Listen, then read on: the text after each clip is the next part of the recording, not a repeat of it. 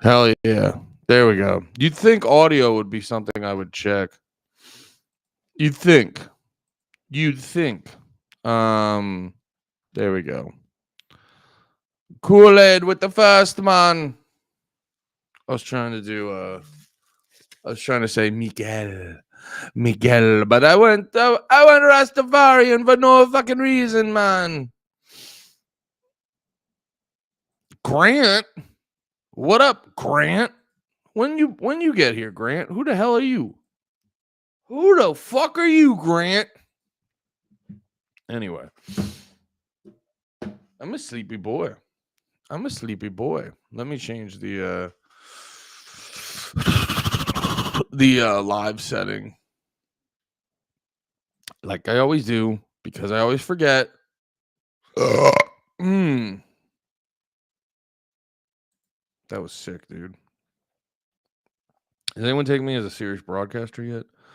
Um, yes. There we go. Change that so now people can hop into there. Kool-Aid with the Shrek and power up hands. Fix the audio. Grant. There we are. Nah, you're a sleepy guy. I am a sleepy guy, dude. Starting a little early today. Got Pat George in the mix. We've got a important meeting. We've been working on some cool shit with our friend from I'll just keep it vague. I'll just keep it vague. Wait, what the fuck happened? Sorry, I'm reading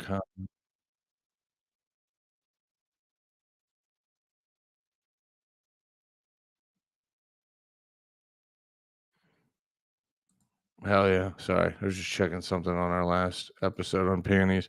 Oh, are you guys here? What's up? When did you guys hear? I'm struggling through a nasty hangover this morning. Let's go. Midweek hangover. God, I love a good dude. There's nothing. It makes the rest of the day suck ass. Well, it all depends because you work from home, so you could probably tough through a midweek hangover not too bad.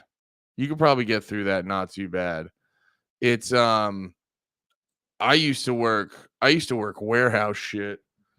used to work warehouse shit. So it would happen to me like it usually happened at least once. Derek in the fucking chat. Yeah, midweek. Sorry, it is Friday. So it is Friday, but it is usually if you're gonna get drunk during the week, it's on a Wednesday or Thursday. So that feels midweek. I'm moldy toad, please. You're coming down my throat. Come up my ass. Don't come down my throat. Come up my ass, brother. No, when I'm saying when the getting drunk happens. And if we look at the week Sunday through Saturday, just saying Wednesday, Friday, Wednesday, Thursday.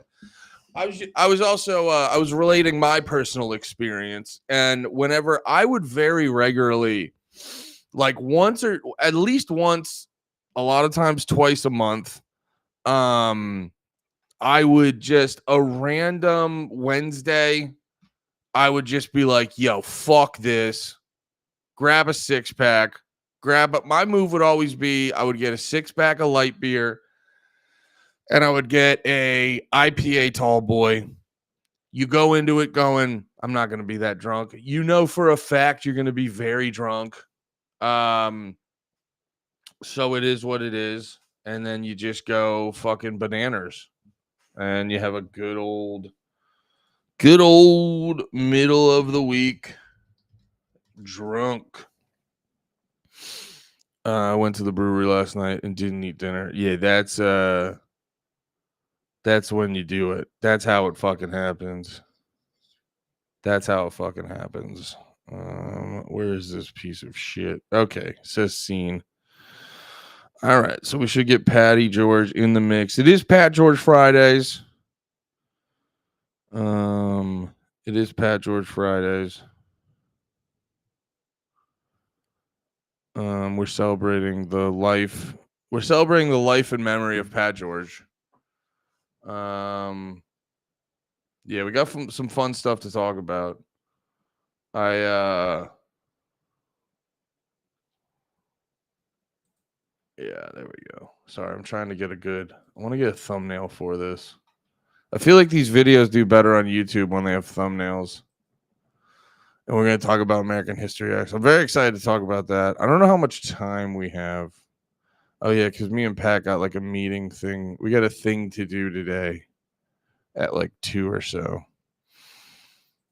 But so that gives us plenty of time. And I don't want to do what we did last week and re-record. I would like to spend tomorrow just doing the bonus sode. I don't want to re-record. I don't want to double up because we were yapping a lot last week. That was a fun one though. It was a real fun one. It's crazy. It's funny too. Like you see some comics who are like scared to podcast, and you're just like, dude, you gotta get me to shut up. You gotta get my ass to shut the fuck up, dude. If I don't, this is why I'm way better at streaming because I can't see anyone's disapproval. And I'm not saying you guys are like actively there disapproving, but because it's just me. What's up? Hey, Welcome to Big Pat in the morning. Pat George in the morning. Pat George Fridays. This is a new hairdo. Why are you looking so fucking spiffy, dude? What the fuck's that about? It's known as clean. What? Just clean. No. Yeah. No. Got some leave-in conditioner in that bitch. You know. Yeah. You're used to leaving cock in your butt. I don't leave it any on the table or the bed. Hey, you got a cool like a from the future assassin thing going on with the light right there. That's cool. Yeah. I'm a future multicultural assassin, and I have random lines on my face to let you know I'm a badass. Yeah, this was from a battle from before. Before. This is one of my before battles. But also it's in the apocalypse when we have less resources, but we're all still very sexy. I'm here. Hey, yes. Look at that. That's a right. Pat with the heartthrob cut. Yeah. You should see my heart. Heart disease. Yeah. Now it's throbbing. And then we're going to have to cut it out. I'm the fart throb of the show. How's it going, everybody? Maybe I should change that. You got a cat cup? Hold on. Yeah. Oh, yeah. This one here. You want to take a double cat sip? You ever seen one of these? I literally have that one. Oh, my God. Hold on. I just need to update my title. I like this one. Gorgeous Porgy. You are very gorgeous. I try. Honestly, I really do try. I feel like most of the crew, if we could figure out, what the fuck, Derek? What? Where? Show us. Where's pussy? Show us. There's pussies here. Derek, if you got you got to share with the group. Yeah. Did you bring enough for a whole class? Dude, I think I've made this point on podcasts before, but easily the most bullshit thing. It's like the first day I knew the world was unfair and a lie. When you'd like bring something in and the teacher was like, "Do you have enough for everyone?" I go, "What about this that I'm doing means I have to give everyone some?" What kind of socialist propaganda is this bullshit? Yeah, they just shoehorn that into your fucking brain. Like, oh yes, if I bring in a snack I use my hardworking parents' money for, I have to share it with 30 children because my mom has a Costco membership. Yeah, everybody should get Kit Kats. I'm looking at my teacher. You're a whore who couldn't get a real job, so you fucking babysit us, you stupid bitch. Bitch ass. Is that a Norma Jean shirt? It is. You can only see the bottom, but here's the jean. Hell yeah. I put the shirt on and my wife goes, "That shirt looks good on you." And I was like, "I think it just fits." I think it's one of the ones that completely covers that's my what belly. That means though. Yeah, like that's wife for, "Oh, you don't look like shit today." Oh, look at that. No, that's you. That's what you're hearing. No, that's she doesn't like anything I wear. I've seen the way she hornily and mentally illly looks at you. She finds loves you me. That's the problem. I don't know why. I don't know why. She doesn't love anything about me. She just loves me. No. She finds you attractive. I don't know why, but she does. Yes. What? See this? This is starting off very negative. Well, I mean, because honestly, I have a poor self.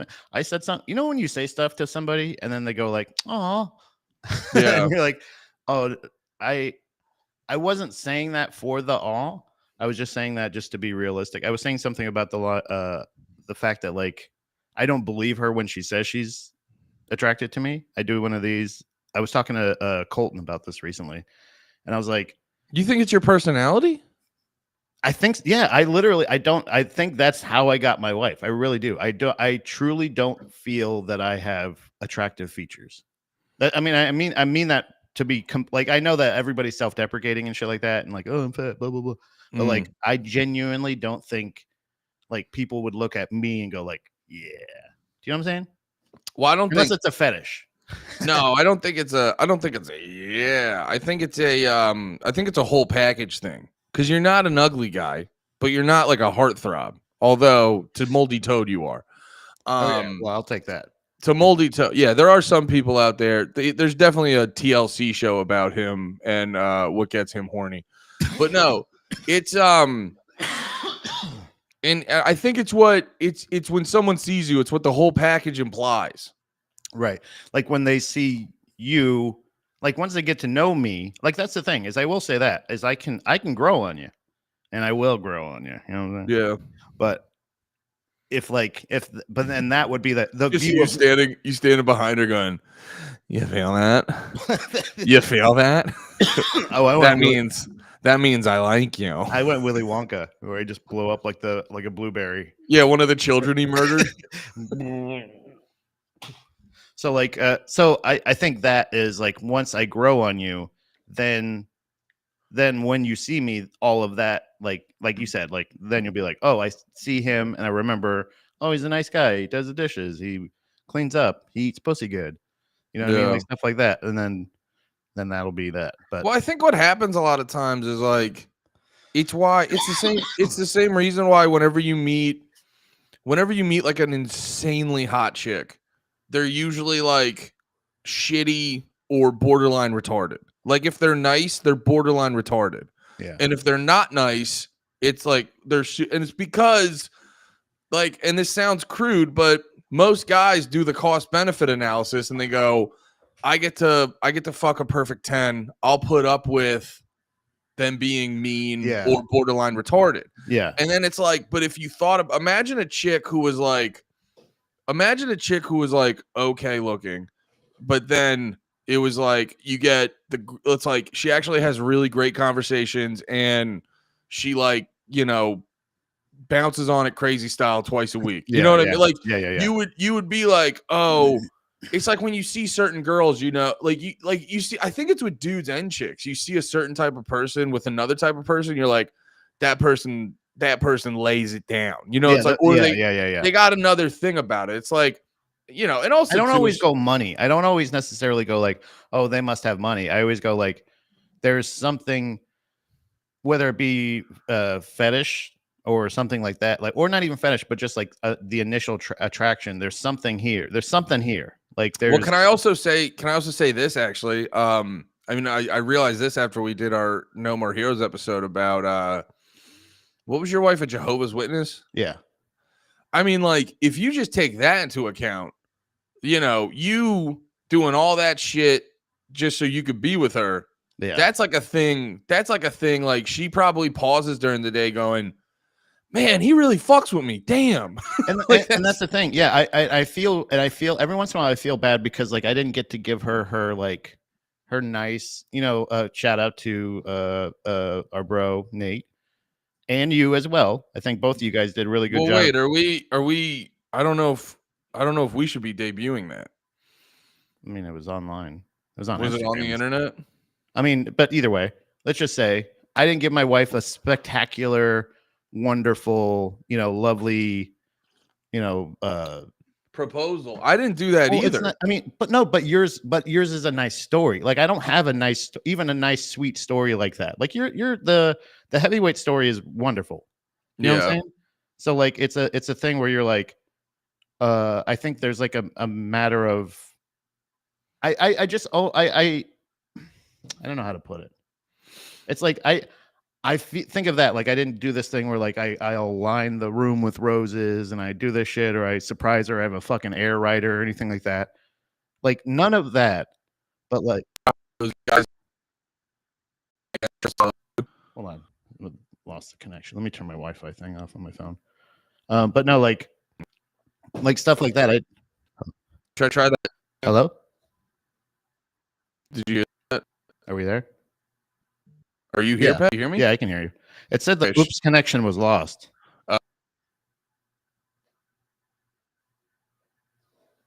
Hello? Is it just me now? This is my street. Why did Yeah, I what the leave? hell? Yeah, why did you get dropped out? I Yeah. should be like the main internet on this. Yeah, that's what I thought. Like either way, yeah, my picture never got fuzzy. Your picture got fuzzy, and then you just dropped out. Okay, so on my end, yours got fuzzy too. So Okay. that's why it was confusing. Either way, we're back, right?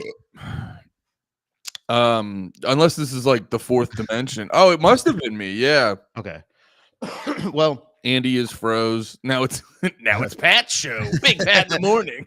but there's like I think about that, but then I think about all of the things I've done cumulatively, and I'm like, oh, that's nice. Like I have done nice romantic things for her, but like the fact that we don't have this like, oh, we did this and then like we went to this and then we went here. Like I didn't do that kind of stuff, and like I could now, except for I don't have any money. So Yeah. now I just do grand romantic gestures every once in a while. Like just the other day, I just bought her flowers for no fucking reason. You know what I Yeah. mean? Shit like We that gotta- will get you blown. Well, that yeah, you got to do. That's the real shit, though. Like, I can't. Like, it's just little shit. I came home with, because my wife does all. My wife does all the like. She has to do like an elaborate thing to like get you to get her a snack or something like that, and it's like, Yeah. she can't just. She's very bad at like directly asking for something because women are trained to feel bad about anything they do.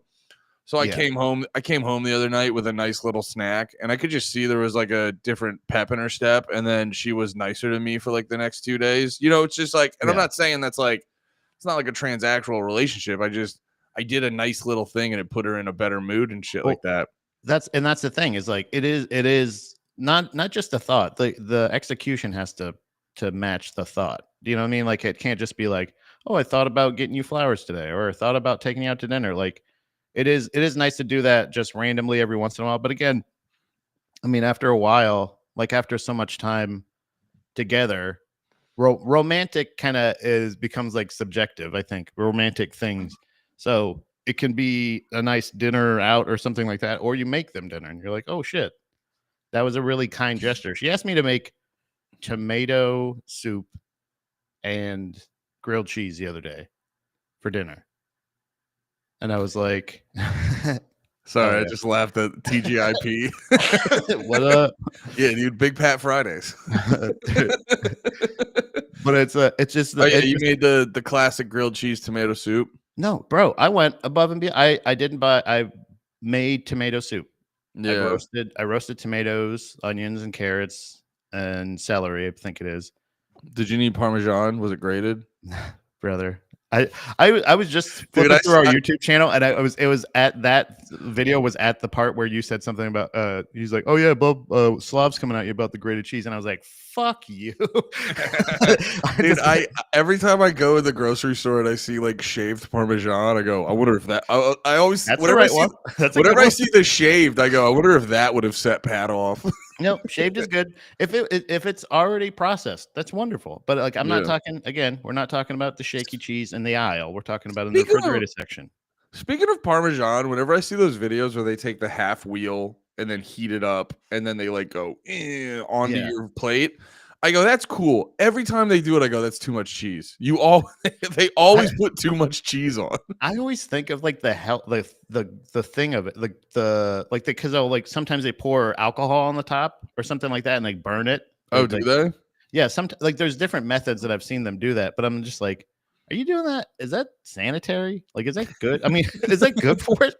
It's like you just have a cheese wheel sitting out and you just go, like you said, just like scoop it on there, and then that's gonna cool, And Yeah. is it cool as just a big hunk of cheese on top of my loose pasta?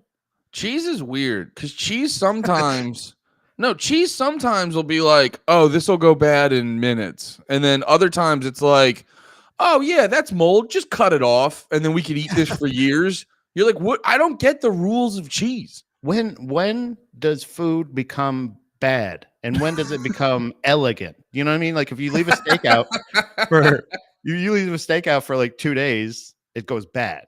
But if you leave it out for 4 weeks, it gets elegant. Once it starts crawling away from you, then you're like, "Ooh, I'm going to charge because $400." then it This starts is dry aged. Yes, then it starts marbling, and now it's apparently expensive. Look But at wait, all the texture on it. Ooh. we were I'll talking tell you where to about get the best pizza rolls, okay? at Big Pat's house. Yeah, come to Big Pat's house. I'll cook you up some pizza rolls you've never had before that you'll go, "What the fuck is this?" And don't worry, I'll have about 100.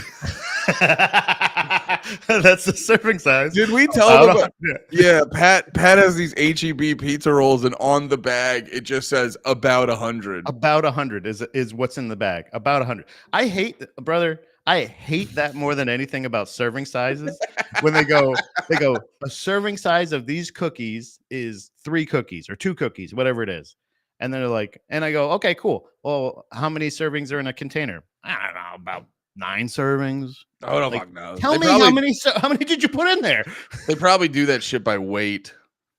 Great, but tell me, count them.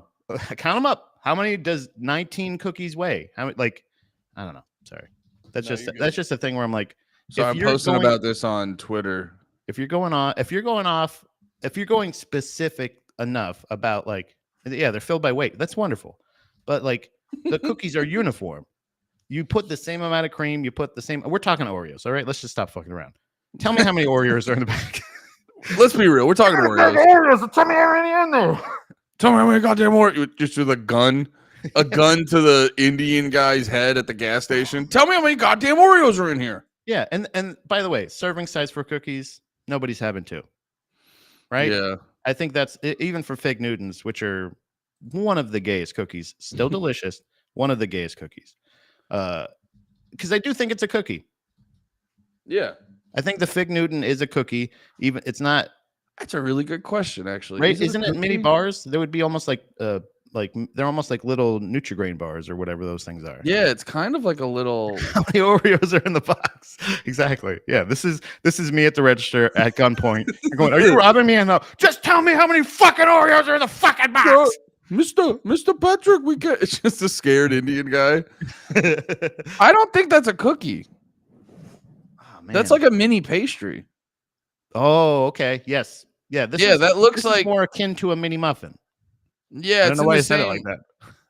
Because yeah, that's how you. I mean, you have to be dainty when talking about these things. Mini muffin. A mini muffin. Yeah, that's Fig Newton's not a cookie to me. Yeah, that's a little pastry thing. This is the debate for the ages. Is it in the cookie aisle?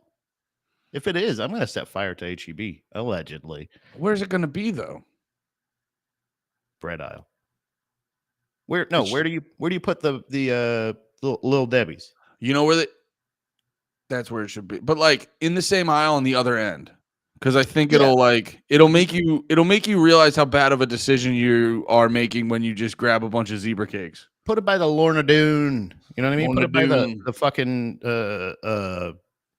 international cookies or some shit. You ever have a hobnob, Andy? More like now look. Hey. Boy. Oh yeah. Anyway, just text. Yeah. Sorry, I saw that. I read that earlier and I was like, I can't read that out loud. Yeah, guys, just text that to us. Yeah, a hobnob. Derek's got it here. Is basically just like a frosted oatmeal cookie or iced oatmeal cookie. It's kind of like what you had. Yeah. Like hobnob. Hobnob. Yeah, dude, it is fucking out of this world good. They put chocolate icing on top of like essentially like a granola cookie. Oh, and it fucking rules. So this is an interesting conversation to have too, because you start realizing there's a fine line between cookie and biscuit.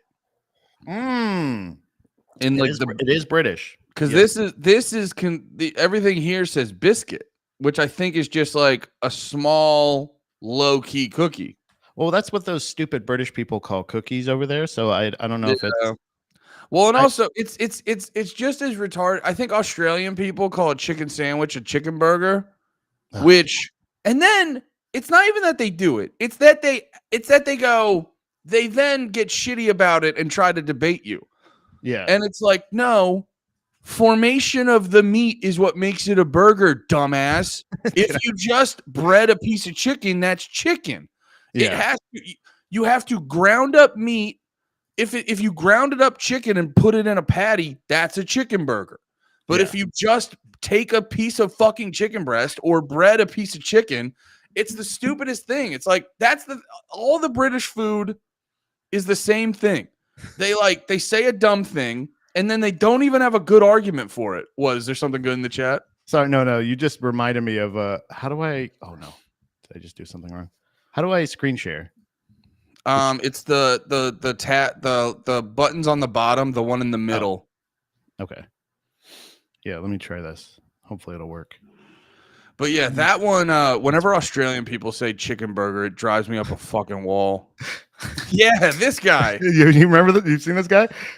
He gets to say it. Chicken burger. Chicken burger. Chicken burger. Chicken burger. Chicken burger. Chicken burger. Chicken burger. Chicken burger. Chicken burger. That guy rules. Yeah, you know what? God gave him a bad hand. He gets to call it a chicken burger. Yeah, like he loves calling it a chicken burger. That's my favorite. Well, no, just chicken burger. That's what they all call it, and they'll get like. I didn't shitty. know that. I thought that was just him. I really did. I swear to God, I thought that was his retarded thing. I didn't know it was all of their retarded thing. It must just be one mentally challenged guy. It couldn't be the whole country.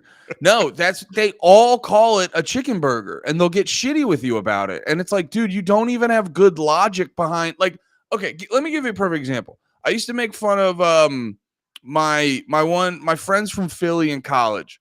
They, it would be the whole like, you guys say water weird or whatever. But the one that they would always say radiator instead of radiator. Oh, that's just wrong. But if you go like, you know what? But if they defend it here, like look at the word. That's here, rad. It's rad. RAD is rad. Yeah, that's the thing. Like so if like I would always give them shit. But if you look how the fucking word is spelled, RADIATOR, rad-eater. So if you're just a guy from Philly looking at the word, that's how you're going to say it. So there's like, it's wrong, but there's an argument. What there's one that I always read that I've said correct. This is, by the way, this got me. This was really funny too. Chicken sandwich. I say chicken sandwich like the goobacks and sandwich. Yeah, that's what it is. It's a chicken. It's a chicken. But you know what it's their argument for why it's a chicken burger. They're like, what's the roll call? A burger roll. It's like, yeah, because normally you use it with hamburger. You can, if you put peanut butter and jelly on a burger roll, you're not eating a peanut butter and jelly burger, you fucking stupid frog. Or what? I don't even care which one you are. I don't care. Whatever slur accounts to you, just please take that and just put that in here. But whatever, dude. Your national dish is butter chicken. I don't respect anything you guys have to say anymore. Take it easy on butter chicken. I'm saying. Oh, it's not theirs. Yeah. You guys. Oh, the sun never sets on the British Empire. You guys got conquered by fucking Indians. Yeah, that's crazy. We killed them here, and we're not. That's not going to happen to us for at least. That's not. Other ones, Pat. Oh, and that's not. And that's not going to happen to us for at least 10 years. So you guys are gay. I'll be long dead by then. So I just thought about going back to the radiator talk. One that I think if you read a word even if you've been saying a word, let's just say, and you've never read it, right? Yeah. There's one that always gets me, and it's Orion. So Orion, I think, is ORION. But every time I say it, it's Orion. I say Orion. Orion. You say Orion. You say Orion. I say Orion every single. I've learned now. If I'm reading out loud, I'll go Orion. Nope. Yeah. Orion. Like in my head, I do the Orion. But like, Yeah. I think there's like a production company that's named Orion or Orion or whatever. Like, there's certain things where I'm like, oh, I never connected those two things. And actually, that kind of coincides to the music talk that we're going to have today. But like, I think I It understand. should be spelled Oryan. Right. Orion. Yeah, because it's Oh. Ryan. It should be OH space RYAN. Oh, Ryan. Yeah, that's right. Who's the guy that died in Jackass? Oh, Ryan. Oh. Dude, I was at a party in college one time, hammered, just wandering around these people's house. It was like a friend, but not a close friend. So it was like not crazy. I wasn't just hammered wandering around a stranger's house. But then I just walked by one room and there's no one in there, a TV on, and they're showing the Ryan Dunn Memorial. And then I proceeded to sit in a random person's bedroom for an hour watching, like hammered watching the Ryan Dunn thing, being like, thank you for moving too soon.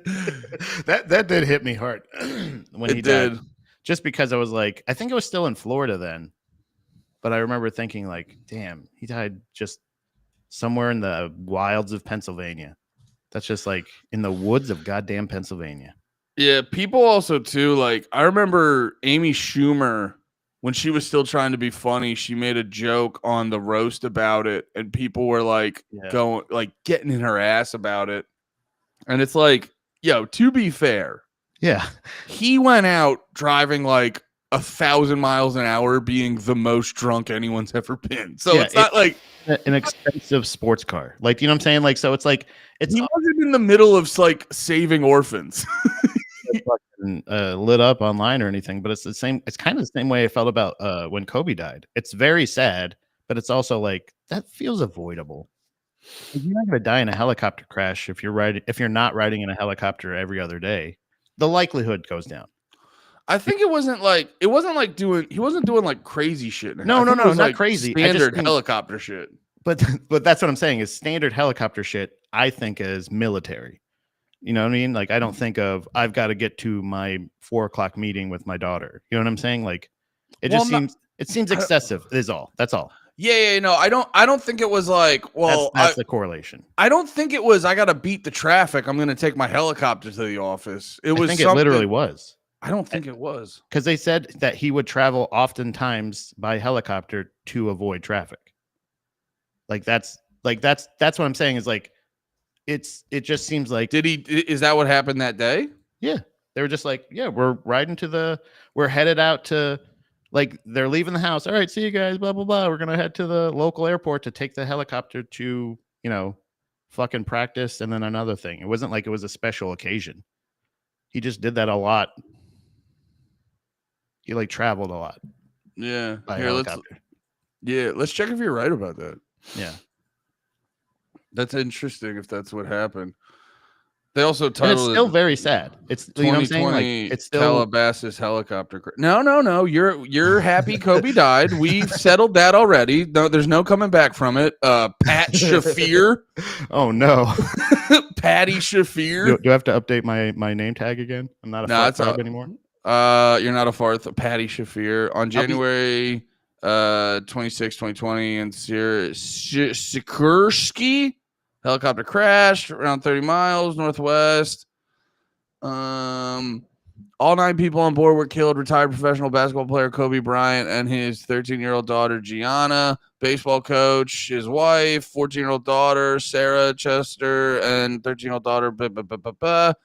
Accident was then investigated by the National Transportation Safety Board, which concluded that it was caused by continued FVR into IM. What does that mean? That's not words I know. They got to end the load cloud coverage.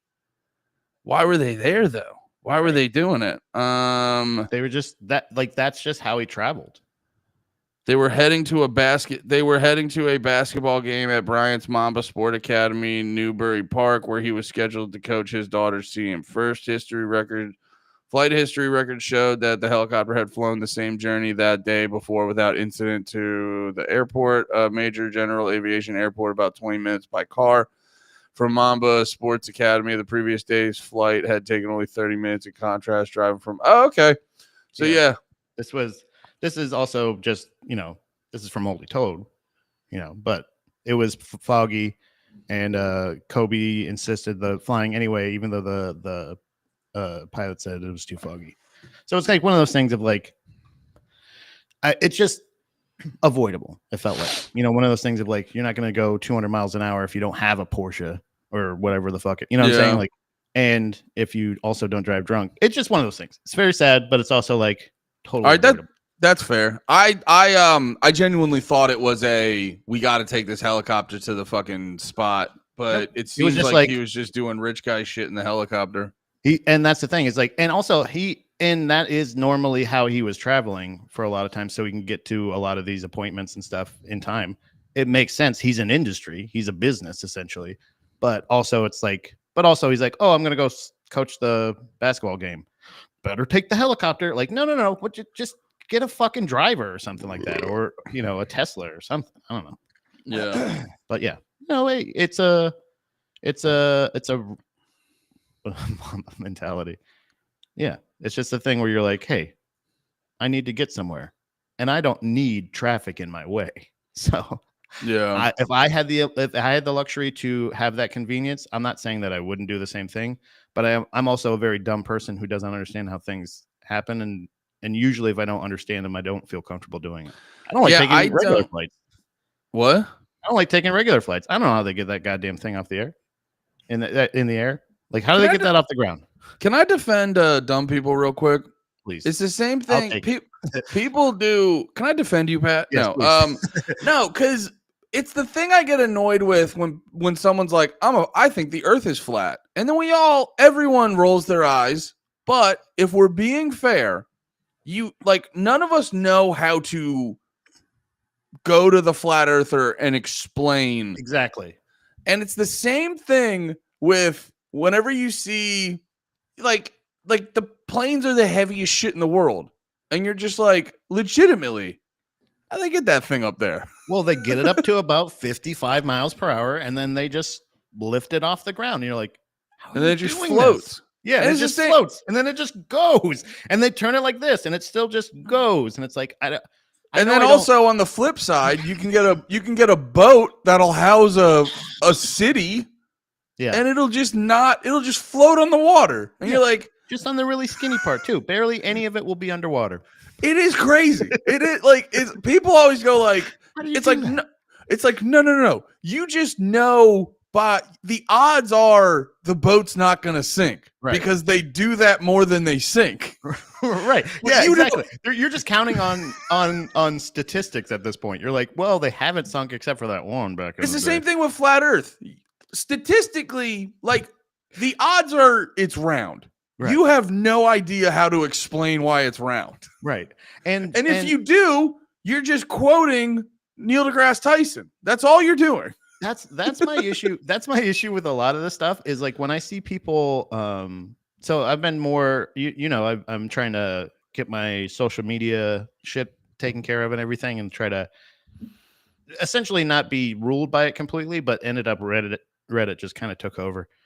But Reddit has this weird thing where they'll show you like, blah blah blah owns this person that tried to catch them in a lie or something like that, or whatever it is. And then it's like two people. It was a clip of Candace Owens owning guy that tried to correct her on like religious things.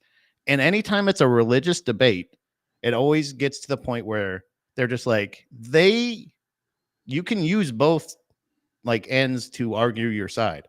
So if like people are going like, well, Leviticus 47:66 says a man should not eat without blah, blah, blah. And they go, oh, really? Well, Matthew 47:64 says, blah. And it's just like, it's all made up.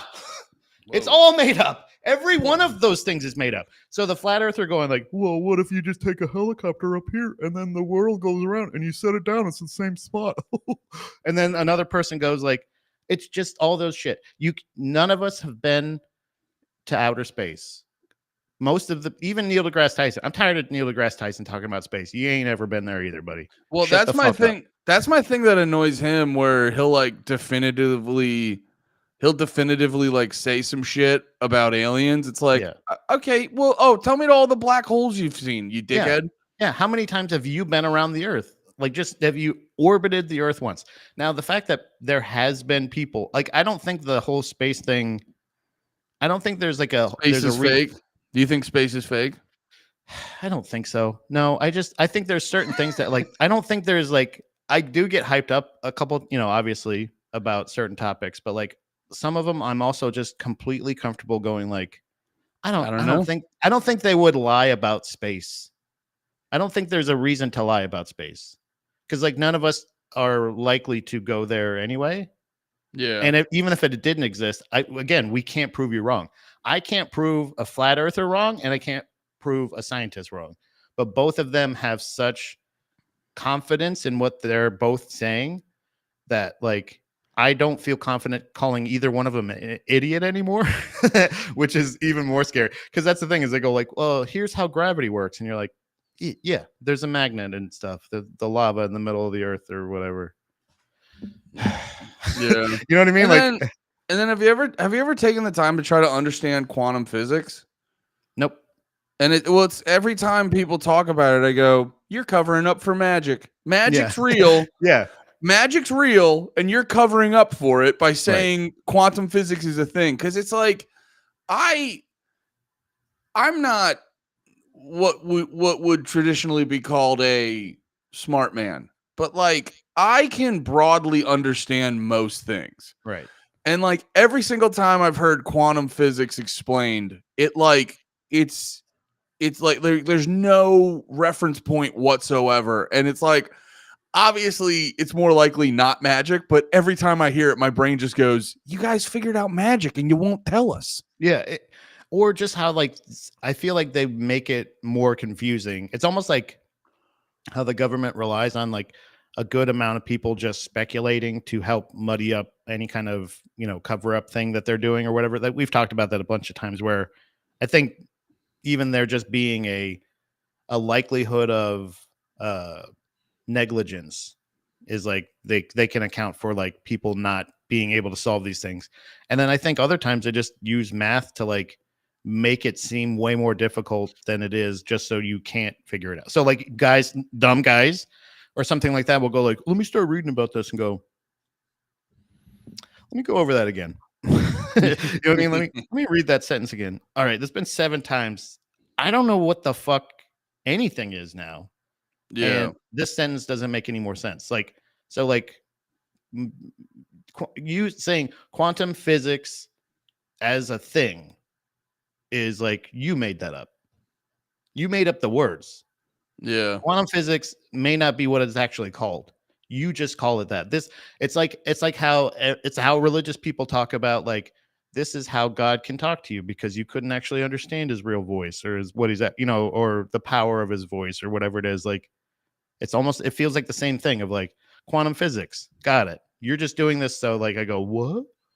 As if I can get my head turned to this point, then you've won the argument, because I'm going like, I don't know how to argue it. And I also don't know how to, I have no idea how to explain even what you're saying. Yeah, So, every time, and I'm probably wrong about quantum physics. I'm just going like off my instincts, and because I have good.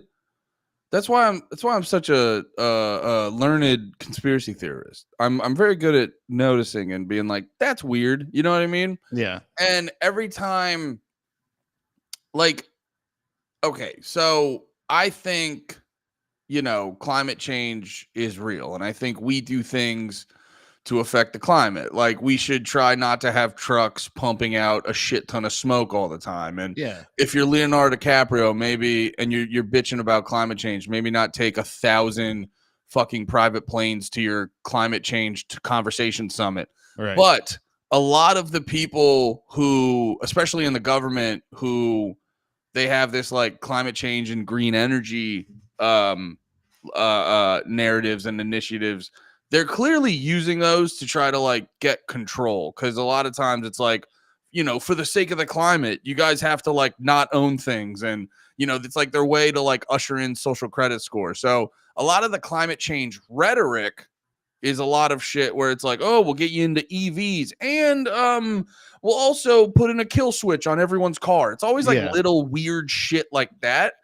And like, that's the same vibe I get with a lot of the like quantum physics shit where I don't know, it always, and this is probably just as I'm saying this, I'm like, this is probably just because I don't understand it. And like the same thing is like I don't know, like every time I look at a record player, I'm like, so wait, you just mold goo and then now it just I can listen. I hate records. I hate records. Well, you can just CDs make more sense than records. CDs with lasers and like all that shit makes way more sense to me than goddamn vinyl. But I know exactly what you're talking about. It's like you can mold goo, yeah, and now I can hear the Ramones, and so that's why it's like quantum physics on its face. I just go, you guys are hiding something. You're hiding something. yeah. There's like a part. Well, I don't know. I think that's the thing too. Is like there's also I think the reason like quantum physics exists or any of these theories or any of these things are because there are people out there that aren't comfortable not knowing. So like there's a thing where they're like, I've explained how gravity works, and you're like, you think you figured out how gravity works. Do you know what I'm saying? Is like because even still, like even most science is like nowadays. When you can find two fucking scientists that say completely different things about a topic, and they both have peer-reviewed study and all the shit, you're like, oh, science is bullshit too. Like all of this is bullshit. This is you're trying to explain. Math makes sense. Do you know what I mean? Math is a thing a lot of times until you start getting into when you start adding all those letters and shit. Like until that, I feel like math makes sense. But like when it comes down to science where they're just like, well, this and blah blah blah, the theory of this, but then also you can find another scientist that can also prove the other side. You're like, well, then what are we doing here? Yeah, well, I know a lot of things in science are like, I used to go like they would show you their theory and stuff, and then they would have about how physics work, and then they would have like a big equation. And then you just be like, how the fuck does that mold goo is a great I agree. In this, that'd be a good this is the best excuse for everything in the world. It's all just vibration, baby. Yeah. It's like that's showing things are moving and you're like, what? That's the meaning of life. That's the meaning of everything. Everything's just fucking vibes, bro. Everything's just vibrations, bro. It's fucking vibes, bro. But wait, what was I gonna say? Sorry. No, you're good. You're good. I forget what I was gonna say. Anyway, but you're right. It's the thing. Here, let's reset real quick. Big Red and Pat, I'm humping my bed so hard, dude. So excited. Don't worry, we're talking about quantum physics right now, and we're about done. And we're probably sounding retarded. No, but that's the thing is I'm not. You know me. I'm not afraid of admitting when I'm wrong. Like as far as like the things like where I'm like I don't know, like I don't know this, and I'm okay. Like I've searched as much as I'm willing to, or I'm like at the point now where I'm like I'm done. I don't give a shit anymore. Whereas like scientists are just people that are like instead of going that way, they go, well, let me find out why. Let me do the work and figure out what I need to figure out. There are things that I'm not interested in, but when it comes to like, why are we walking around? Like I get the interest, but also like just because you're comfortable with the answer doesn't mean it's the answer. You're just comfortable. That's something that makes sense to you. What makes sense to me is, I don't know, I'm really fat. That's why I can't float. Like I don't float away is because of how fat I am. Yeah. That's me. Like, oh, they just found a planet that's all oceans. Cool. And like, honestly, you know what I'm saying? Like, wow. Yeah. And you're like, all I know is you're like, I'm fat, but if I lay on my back, I float. What? What? And you're telling me I'm 95% water? Yeah. It's you know, nobody knows anything. Yeah, this is a good thing. If you think you have any of the answers, you're just hold on. Come on now. There it is. You just oh damn it. There we go. If you know anything, you're just retarded. I like this comment. He's not that fat though. Could be way worse. Guys, you're looking at us through a top-down camera angle. You're seeing tit-up cameras and they're with lots of filters, I'm sure. Dude, that's what I realized. I was like, why do I? Because, dude, And I obviously you didn't take this video completely understanding my poor body image, but when we were hanging out at wherever we were playing pool for Dom's birthday, you posted this video of me and Lemaire, and then Lemaire starts doing some funny dance or something. But in that video, I see myself. I go, "Oh, not bad." And then I turn. And I just go, "The gut is so big. It's so big." Yeah, I've had that. Yeah, and that video, and it's obviously not your fault, but that video you posted made me spiral for a little bit. And I was like, "What?" I was like, "How do I?" And I've made a joke about it in my stand-up where I was like, "How do I keep getting sneak attacked with how fat I am?" Yeah. And then like I realized, I go, "Oh, I never look at the side profile, because if you put me in like a dark t-shirt and I'm looking straight on, I don't look that bad. And even in the video, I can look not that. It's then when I turn to the side and I go, the belly's so big. I don't side profile myself enough. That's what I've been doing. It hurts, but it's kind of getting me slowly on the right track."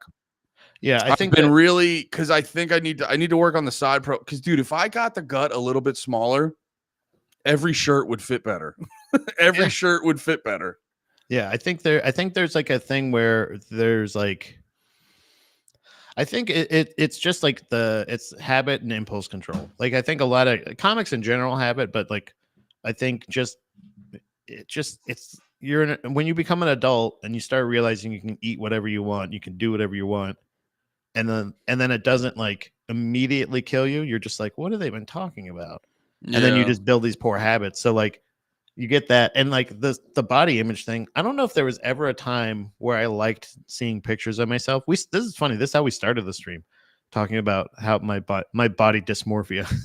But like any of those like but like now it's just kind of like one of those things where like I want to be healthy, but I also like, that is my goal. Like my goal is, if I do want to be on camera or I do want to do stuff, I need to get in shape where I'm not upset about people taking my picture, because I kind of want people taking my picture. Yeah. So like I've kind of come into that mindset of where now it's more of like, it's a business decision. Like, there is a thing, comfortably fat and be unhealthy and shit like that, but I need to learn how to make myself, obviously have my fart throb hair and all that stuff. But there is a thing too, I think, about where people don't do it on purpose, but like there is like when you're fat or you look sloppily or anything like that, there is like a percentage that people, without even thinking about it, take you less seriously. Yeah. So there is that. And also, but for me, it's more about, I don't know. I just hate having to deal with fat things in my life. Sorry, he's out of tune. I like this mindset, bro. Y'all look like kings. Only royalty, we're big boys. Yeah, exactly. We're kings. And also too, yeah, no, thank you. I do appreciate the comment. And yes, Pat could be worse, but it's not good. No. Anyway, sorry. Did that get depressing? I'm being more like honest about things, and then when I'm done, I go like, oh wait, was that because we were talking about it kind of earlier. Sometimes you'll talk about a certain type of thing, and then you'll realize like, oh wait, did that bum everyone out? This is just normal feelings for me. Yeah, when I was talking to Colton about that was like me going like, just saying like, oh yeah, because that was I think growing up in like high school and shit like that, I was more aimed towards monogamy or like something like that. I didn't really like sleep around or anything like that, because I felt like I wasn't eligible. Do you know what I'm saying? Like essentially, because I wasn't like easy on the eyes kind of thing. That was the thing of like, oh yeah, well then I'm not going to be able to have like one night stands and shit like that. So I think just that kind of, I don't know if it was that or just the fact that I didn't really necessarily have a good example of a loving relationship, that I was like, no, I kind of just want to be like in love and like find a girlfriend or a partner in life to like be podcast co-host. Yeah. Whether anything, any long-term relationship. but there's still like that thing where you're like, I don't want to do I don't feel like that kind of like, because also I feel like in like my insecurities, I don't really want to have like, I don't want to spread around all of my like, have a bunch of bad experiences and have that just be the thing that people think about me. So like I'm like, I'm gonna work on trying to be a good person, a good partner, a good person to competitive be around. eater. Just not good looking. That's all. That's it. And that's the thing. And now I've learned how, like, I go, oh wait, if I want to be somewhat famous, or if I want people to want to watch me, I have to at least be somewhat easy on the eyes. So got to figure out how to flatter myself. Yeah, I don't know. It's weird because this dude here, I love when a dude's never in the stream and then he comes in with the best energy. You're commenting like a goddamn king. I appreciate you, brother. But he says, Wow. my brother is by far the worst dude I've ever seen. And he's a big boy, but he got the sexiest Russian girlfriend I've ever seen. He didn't buy her? Yeah, that's a good question. Did he buy her? Did he order her online? Or is she just like blind? Nah, it is a thing too where, and I think you and me take that for granted, where it is like, we talk about being like, oh, we're just nice guys and stuff. We also have good personalities, so it's why we've been able to score hot chicks and shit like that. So she's just stupid. no, she's just stupid. but she's fun. So hold on, there's also this here. This is a weird a fat guy with low self-esteem. See, as a fat guy with low self-esteem, finding out you can still easily get pussy made me a man whore to deal with my poor self-image. I banged every broad that was, damn, that's crazy. But see, and he said also many were out of his league. So that's the other thing, is not learning about how effective trauma can be. So like if you have like a really pretty girl, but she's like from a white trash family, or like a super trashy family, usually she's going to have low self-esteem too. And you're like, but you're so hot. That doesn't make any sense. But that becomes your identity. Like he said, like that becomes a coping mechanism. So it becomes a thing where you're like, oh, I'm going to sleep around. But damn, I'd never even thought it being possible. There was a girl that literally told me she had a crush on me while I was in school. And she was relatively, I think, beautiful. It feels weird to say that because I only knew her as a teenager. But she was, at that time, I definitely would have dated her. But she told me how much she liked me, and I was just like, "Nah, you don't." Like, I really genuinely thought she was fucking. Yeah. So like later on, I've had that out, and I was just like, I found out later on she was like, "Oh no, I was completely serious," and I was like, "Really?" Yeah, no, I've had a very similar thing in my life. No, getting pussy is way more of a mindset. Like, obviously. Yeah. I know all the short kings out there have a problem because girls are, jerks and stuff, whatever, incels rise up. But like, so I know there's elements of that, but at the end of the day, for the most part, as long as you're not like a complete fucking bridge troll mongoloid or something like that, getting pussy is kind of a mindset. It's because it's not, I think at the end of the day, and it all depends on like where you're going to get pussy. Because it's like, if you're, are you at a bar? Or are you at like a get together thing? Like, there's different avenues to get pussy. But if you just assess the moment properly, it's way more of a mindset. I was always the type of guy who was like, I thought I was built for getting random pussy, and then I found out I did it a couple times. Got my heart broken. I was like, I'm just a lover, baby. Yeah, I'm a hopeless romantic. I'm just like, it was one of those things where I was just like, no, I just want somebody to like actually care about me. Like that was the thing, was like, and that's probably what the turnoff was for most girls, was like, no, I want you to be my friend. But I didn't realize that, oh no, there was also like friends with benefits, things like that. What the hell is going on? Hey, what are you doing? You cats fighting? No, she's just scratching the fucking closet door like a dickhead. Knock it off. What the fuck's wrong with you? Hey, come up here. Quit fucking around. Yo, do you mind talking to the people real quick, Pat? Yeah, sure. I think I'm about to have a co-star here. Come on. Another co-star. I've got Stanley here on the table, obviously. But then I also have, let me see here. Maximize. There we go. Carmela. There we go. I don't have to move the camera or anything. This is Carmela. Her name is Carmela Soprano. This is Lord Stanley. These are the Gravies. These are my co-hosts right now. What do you guys want to talk about? Something just fell over. Freak the cats the fuck out. I guess I'll have to check those out once Andy gets back. Find out what the hell made that noise. But yeah, hey, the Gravies were here. What else? I need to find an ugly bitch. Need to find an ugly bitch with low self-esteem who appreciates me. You don't even have to find it. Doesn't even have to be ugly. I think the thing about most relationships, or at least the most things like people when they're like, is not necessarily changing yourself to be what somebody else wants, finding out who you are, and then finding out who complements that the best. Like who that's the thing is like,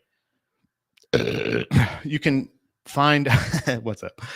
You can find up a person that you think is the right person, but if like they are only right for you if you do this, or this, like to change yourself, like that's the part where I go like, oh, I don't know if that's the right thing or not.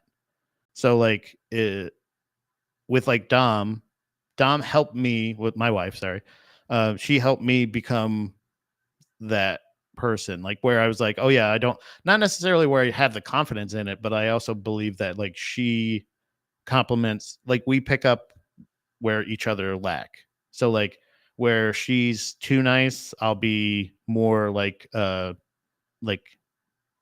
like more honest, more forward. I had both kitty cats on stream, and then I don't know what fell over, but I'm actually going to have to check to see what happened because they both ran away. And I have no idea. There was some big loud sound over there. Oh, okay. I'll be right back. Oh shit, you could have gone to that earlier. Well, I didn't want to leave the stream completely empty. I do it sometimes. It is hilarious. I do sometimes just go, I'll be right back. I gotta fucking piss. Yeah, man, today's gonna be fun. We're gonna do Avenged Sevenfold for the Fallen, I think it was. And then fuck, I keep forgetting the name of these albums. Avenged Sevenfold. Oh man, I don't want to talk too much about them, but Pat's the bigger Avenged Sevenfold fan. Waking the Fallen and City of Evil. And I don't want to talk too much about them, but I have a lot of questions. I have a lot of questions about Avenged Sevenfold. Shit, wrong button. And then we're gonna do No More Heroes, and we're gonna talk about American History X.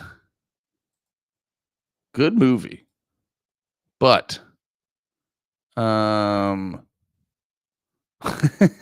you were way too funny for no reason this week on PITM, bro. Thank you, man. That means a lot. I really appreciate that. Andy 8 left no. Thank you, brother. Thank you. Yeah, no, I don't know. I don't know what to say. I appreciate that. I just was sometimes you get a good ep. Sometimes you get a good ep, you're in a good mood. Kevin Iso helps that. I'm a big fan of his.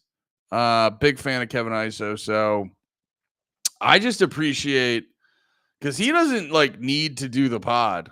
The pod doesn't like, I don't know if the pod helps him in any way. Like he's he does real shit with his day. He's not, he's like actually getting hired by people to write and all those kind of things. So I think he just does the pod because he likes it. And I appreciate when like real working comedians, I appreciate when real working comedians think I'm funny or fuck with us. So that's nice. But yeah, definitely listen to that Kevin Iso episode. It fucking ripped. Well, it's funny too, because I think like for the longest time I'd be very I've seen Nate and L Dog too much. Hell yeah, brother. Nah, for the longest time, I've been overthinking this comedy shit so much, and then you get yourself in like stupid situations. Not like, let me clarify, stupid situations.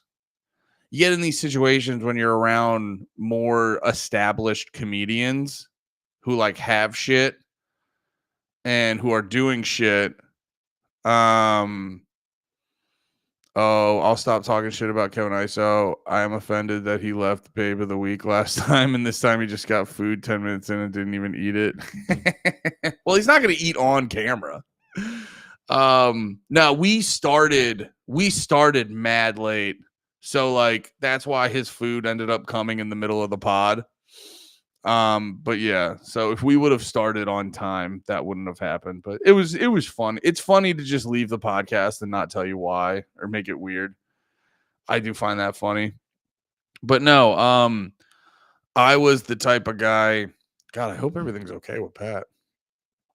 I hope his cat didn't actually like fucking kill each other for real.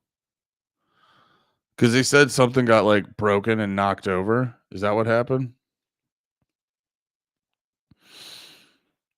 Bro, that made my shift. Thank you, brother. No, thank you. Your nice words make my goddamn day. Lemaire was offended. I was offended on his behalf. Of what? Kevin Iso leaving? Oh, that's what happened with the fucking cats. I don't think Lemaire was actually offended. I think that was like the bit. Sorry. I'm not keeping it sexy. I mean, yes, Lemaire. All right, everything okay? Yeah, I have no idea what that was. There was some kind of loud noise, and both cats freaked out and ran away. And I went out there to look, and I was like, I have no idea what it was. All right. I was getting worried. You were gone for a while. Well, I also took that. I did a PP and got some more Diarrhea. coffee. Yeah, no, yeah, the DD and a PP. Yeah. I had diarrhea, dookie, and a pyorrhea PP. Well, they were just complimenting me, so I was Oh, soaking nice. it. I was soaking it in, going exactly, 100% right. I am the Yeah. I am the Go on, best. go on. Go on. Say what everyone should have been saying this whole time. Obviously. You wanna talk about music? Sure.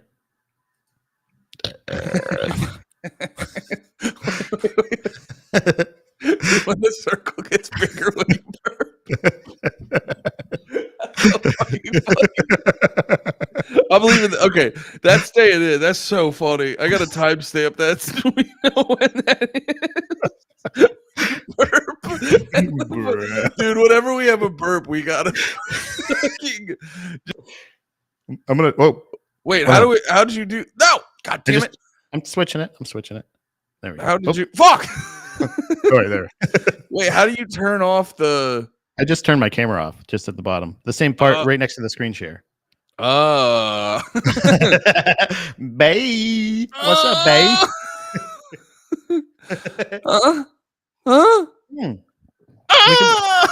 Let's be the talking circles in the morning. Hey, Andy, what's going on, buddy? Hey, why you get big with me?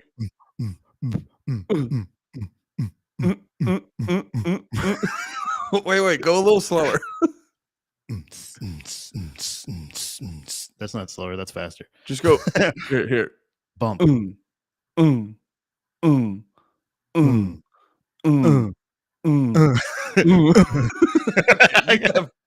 have a fucking rhythm.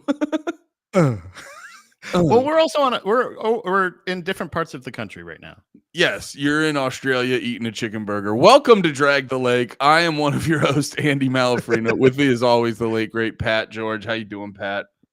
I'm doing all right. I feel better now. I feel like I got some of my body dysmorphia out of the way, and I didn't need surgery. So dude, I will say, there was a what was that? Just a little bit. There was a shirt that Alan. Remember Alan Massenberg from back in PA? Yeah. Stand-up comic from out there. He makes like crazy merch. Like we're talking about. You want to talk about bands with merch? We're talking about bands with merch. This guy's got crazy merch. But one piece of merch that he made that I particularly loved. He made a lot of word shirts, and one of them said confidence is cheaper than surgery, and that's the one that I would always wear to the gym. Fuck, You fucking didn't do it. You That's cool. That's a cool motivational shirt. right, and I go like, aren't you a comic though? I still like the shirt. Oh wow, that's just like good advice. Yeah, exactly. Yeah, that's what I always say whenever a joke doesn't work on a mic. I just go like, "Oh, that's just a good point, isn't it?" That's Yeah. No, I do that. Oh, dude, I do that all the time. When a joke's not working yet, I go, "Okay, I was like, that's on me. That's not funny, but like, I'm making a good point, It's right?" real. That's a real thing, right? Yeah. I was like, I've just gotten this joke to good point. I haven't actually made it funny yet. Yeah, I've only just reached good point. I need to make sure I get it to a great bit. Yes. But, You know it, but there was How a great good. There was because I've been listening to a great bit of music. I've been listening to half of great music. Okay, that's what I Here we was go. that's what I was very curious about with. So today we are talking about, and I've read the name of this album about 7 times on stream, and I keep forgetting the fucking name of it, Waking the Fallen. Really? So, That's the one you forget? yeah, I don't know. Well, City of Evil comes out. Okay, I'm very curious your opinions because you are still holding on to some sort of grudge on City of Evil. I can hear it already. Yeah. And to be Waking the Fallen, no, I don't know what it is. I think For the Fallen keeps popping into my head. I just keep forgetting Waking the Fallen. That's not to say I didn't like it. I liked it a lot. Preview on my opinions. I liked it a lot. But listening to this, I had so many. I don't know where to start exactly. And you're the bigger Avenged Sevenfold fan than I am, so you might be able to give me context on a lot of this stuff. I just had so many opinions about this, and we'll get to them. You know what? The first one I want to start off with, because I think both of these albums were fantastic. Yeah. I was not prepared, and I know their drummer, R.I.P. The Rev, he wrote a shitload of their early shit when he was still alive, and then he passed away, and then they had a new, and then he wrote some by Ouija board, and then he and then the writing process obviously changed, and then I was not prepared for how insanely bad the fall off was, because like I was listening to these albums, I always associated Avenged Sevenfold with very talented butt rock. That's what I always associated them with. And then I'm listening to these albums and I go, oh yeah, they used to be a metalcore band. Like legitimately, just straight up front to back, used to be a metalcore band. Yeah. And then City of Evil, I think, is still in the same vibe, but it's substantially more rock and roll oriented.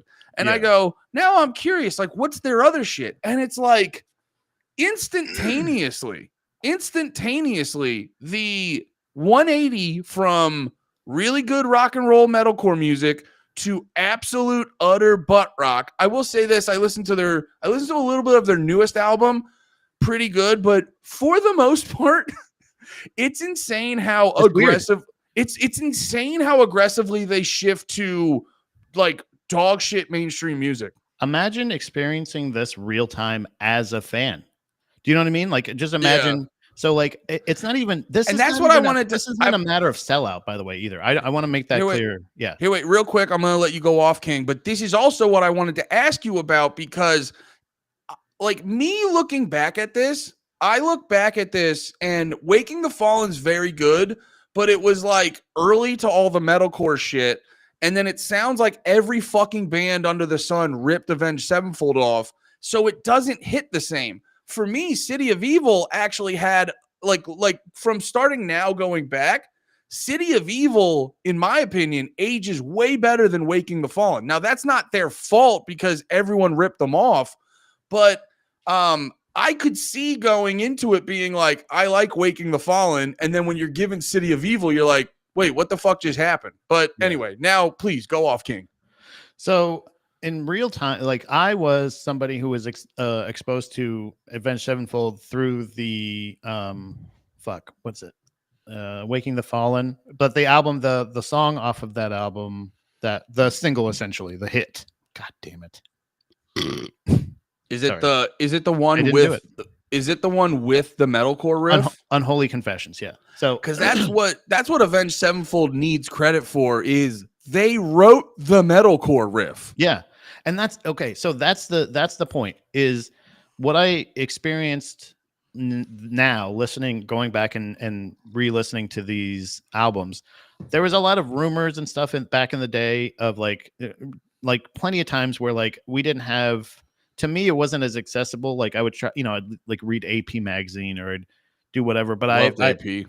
or whatever it was, but it wasn't as much to me. I wasn't getting as much of my news from online and stuff like that. So, and then this is what, like, even I think City of Evil came out in 2005. So like, even before that, I saw the video for Unholy Confessions and I was just like, what is this? Got the album and was like, front to back, this album is like, it is a standout. And it's honestly, I feel like they're only like perfectly timeless work that they've done, like Avenged Sevenfold. And even sounding the seventh trumpets or whatever, they're still not there. Like that's their first album.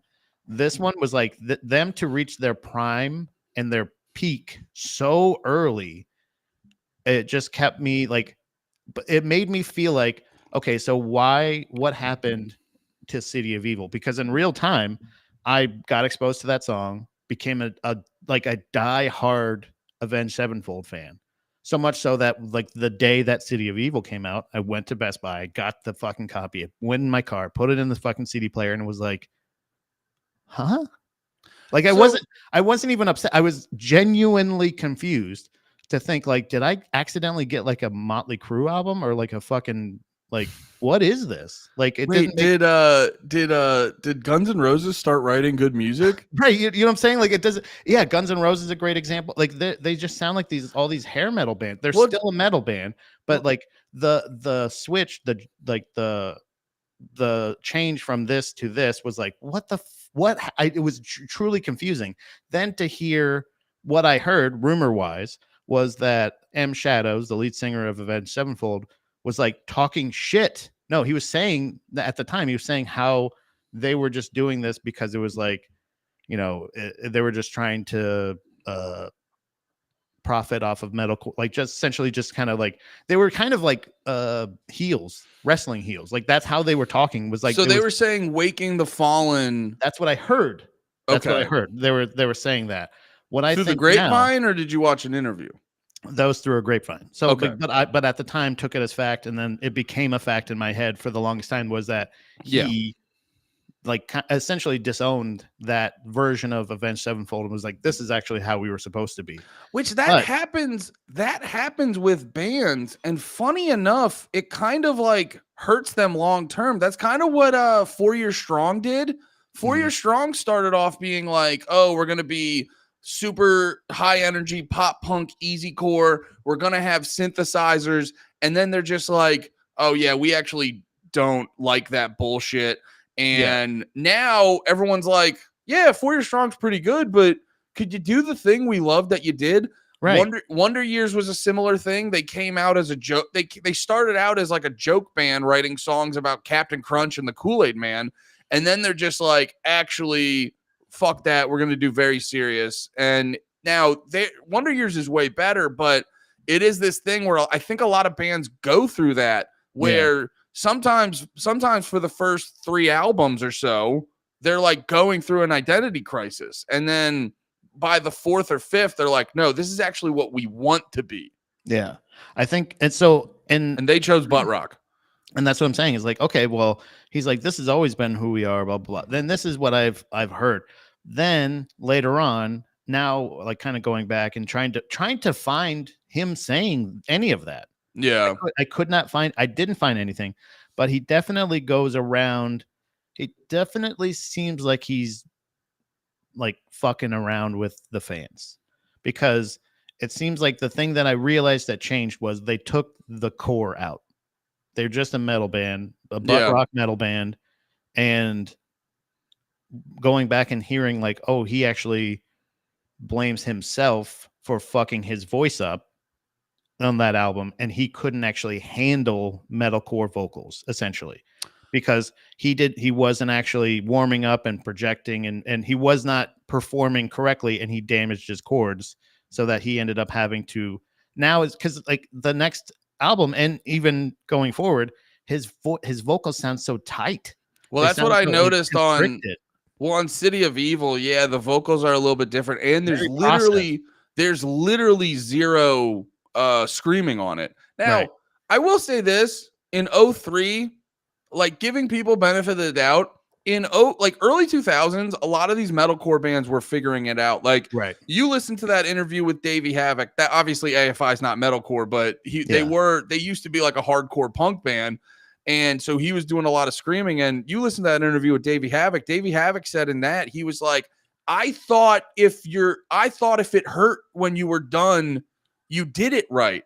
And a thing, now I'm not a singer, but from what I've gathered is like a lot of times where dudes fuck up their voice is like they sing from their throat when you're apparently supposed to sing from your diaphragm. Yeah. And so it is funny. You hear a lot of these bands that had these like great screamy songs in the early 2000s, and then they just went away. And it's like, I wonder how many, because that was always the thing. That was always the thing where I know for me, because I never listened to Avenged Sevenfold like this, but I knew people who would tell me like their early shit was really good. Yeah. And because I remember my friend group, like we always just accepted that Avenged Sevenfold turned into butt rock because the dude fucked his voice up. So you weren't like as critical of them, but dudes were fucking their voice up. Because if you listen to old metalcore from the early 2000s, it's like drastically different because everyone's kind of figuring it out. Yeah, and that's a great point too. Is like it almost feels like they were like they couldn't necessarily cut it as a metalcore band, but the direction and the longevity that they were looking for was something else. Like they weren't looking for, because that's the thing, is they made a choice. I feel like was like we're not going to continue down this metalcore path. We're going to go down it wasn't necessarily, I wouldn't even say selling out. It was literally just a business decision. We don't want to do that no more. We're not going to do that anymore. So if we try to do this there, it's not going to work. You know what I mean? Like, so, but in listening back now, City of Evil, I don't even necessarily hate the album. And the reason I felt like I hated it back then was because it was so drastically different. If you listen, like, again, we listened to these back to back. If you listen to these, each one of them, they even take some of, like, you can take elements, like some of the harmonies that they used in Waking the Fallen, as well as, like, I believe a couple of the riffs they take and kind of modify a little bit and reuse in City of Evil. So it's not even like, I feel like they almost used Waking the Fallen as an EP to like, and they saw how big it blew up. And they're like, well, if we go mainstream, we're going to blow up mainstream. And they were right. Like they bet on themselves, and they did, because they didn't lose their songwriter Rev, I guess, until 2009. Yeah. So 2005. So they got at least a couple releases before they still made. Well, and that's the interesting part, because I do think, based off what you said about how his like alleged, because you said you couldn't find. What's up?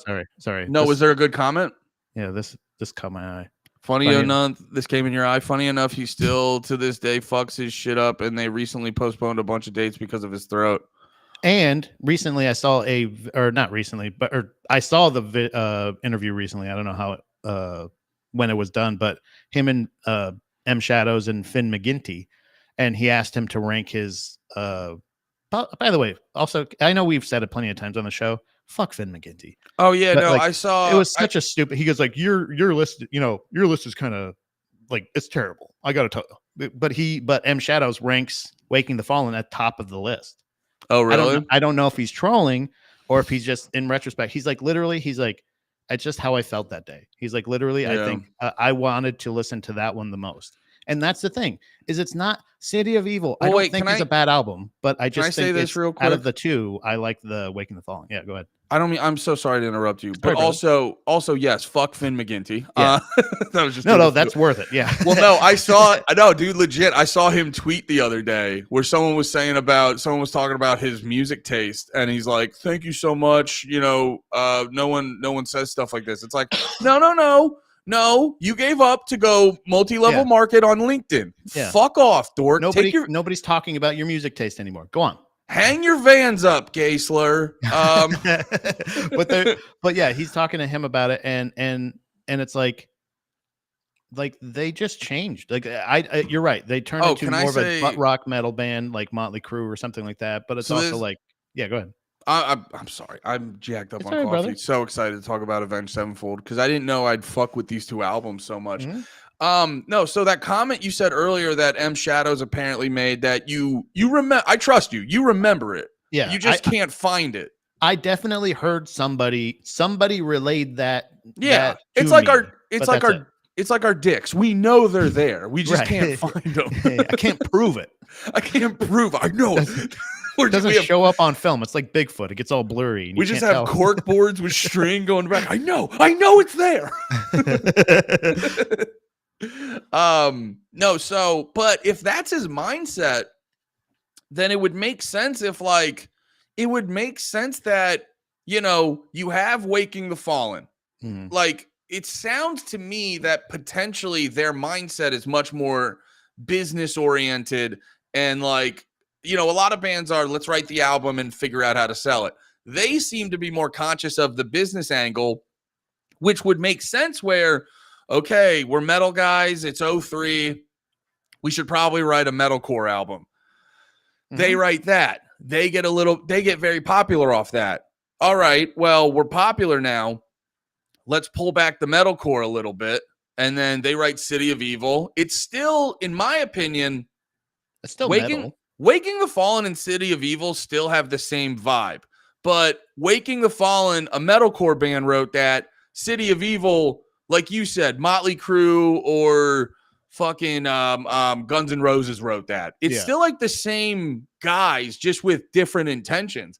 And now City of Evil, they get fucking huge. So now they're like, let's take any edge out of our music. Yeah, yeah. And it's like, so that progression, if they're a much more business-minded band, because I think they only got bigger with their albums. They never fell off, sales or popularity wise. And they didn't really change. Like, that's the thing too, is they didn't really become I don't think they really became like a ballad band. There always have been that like Motley Crue-esque Riff Guns N' heavy. Roses, riff heavy, like we're like hair metal.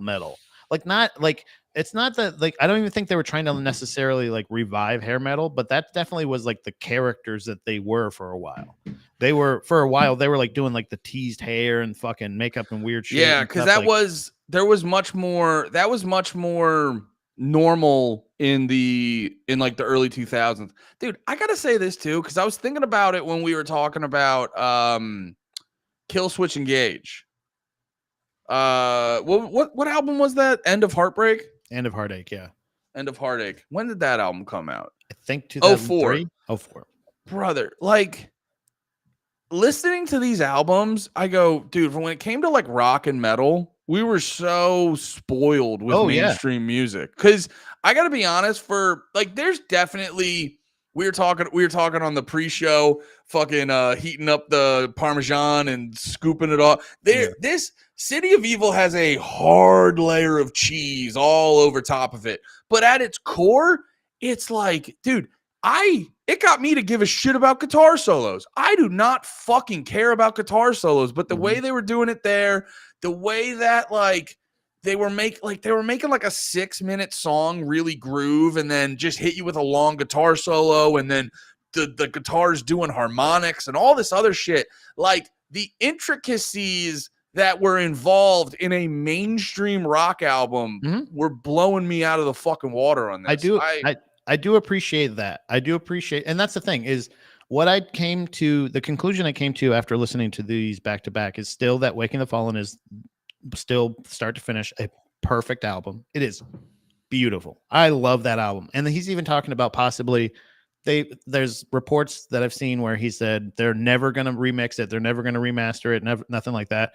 But then he said that recently, I guess, that he is open to remixing, not remastering, but remixing the album to give it a fresher sound. And I was like, I would be interested in hearing that, as long as I still have the original copy. So I don't have to worry about anything else. But like, if the fact that like that at least it's getting the appreciation. But to be honest, the conclusion I came to was I don't think they were ever ours. They were always supposed to be that. And they just did us the pleasure of writing a metalcore album before they did that, gained so much popularity, and we're like, how can we not I don't even want to say profit off this, but how can we I think there were more. How can we expose, or how can we like actually take this and actually utilize this opportunity to the best of our abilities? I think And they were more like, focused on like the career path. yeah, because it's like that's not wrong. They're very talented and they make really good music, but clearly they're like, you can hear it in their music. They're career minded. You know, that's why their music shifted the directions it shifted. But it just seemed like the switch, the complete switch, it felt like a back turning is what I said. But I don't think they ever necessarily, they just did us the pleasure of writing. It's so this made me feel like, man, I would love. Oh wait, I would love say to this? hear like other bands like Metallica. Well, we saw Metallica try a new metal band or new metal album. That didn't work. But I'd love to see other mainstream metal acts doing metalcore, a metalcore album. Yeah. It's specifically because if you do see the fact of like, as far as a metal butt rock band, they're pretty good. I like them better than Nickelback, but I don't necessarily put on anything new by Avenged Sevenfold. No. Waking the Fallen.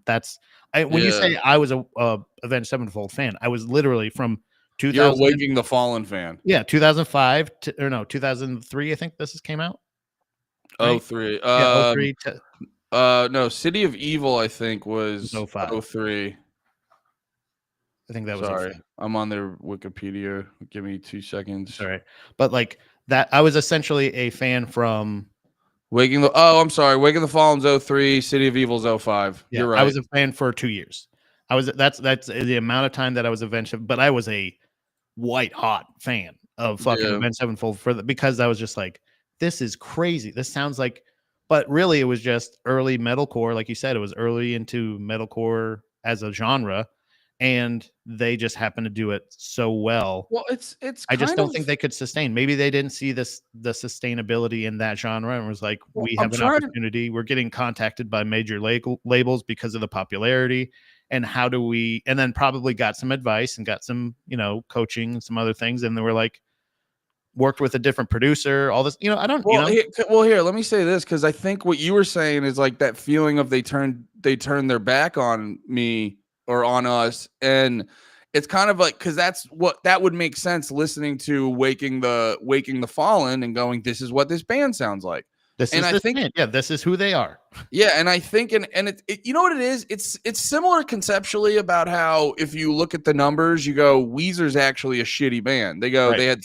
They started out with 2.5 really good albums, and then they just wrote dog shit and occasionally had a hit once in a while. Yeah, I think Avenged Sevenfold is a similar thing, where they were figuring out what they wanted to be, and it wasn't until like their self-titled in 07 where they were like, oh, this is what we're gonna be. Yeah. And ironically, this is why it's like, I think the band is like so business minded, because it's weird. It's like when you wrote the most interesting shit is before you like clearly decided on who you wanted to be. That's really cool. Yeah. That's the fascinating part to me, is like you can not give a fuck and just end up writing. Like if I say early 2000s mainstream metalcore, Waking the Fallen is what I mean. That or the Curse by Atreyu. When I'm talking about like mainstream early 2000s metalcore, those are that's I'm listening to this going, this is what you get when you say that. And it's like, it's crazy that like you listen back to it and you go, this is the quintessential early 2000s mainstream metalcore sound. And like, from what you're saying, it sounds like they were just fucking around. That's nuts to me. Yeah, you're right. Like for them to write such a prolific album, like as a rough draft, like on their way to writing the albums that apparently they want to. And like, considering the ones that they've been putting out for the past couple of years, since Waking the Fallen or since City of Evil on. Like, that's obviously the music they want to make, but it's also like, all right, well, I mean, I appreciate you guys making mainstream kind of metal-ish again, but like this, I mean, mainstream metal for the most part, especially nowadays, sucks. But like it's so lifeless.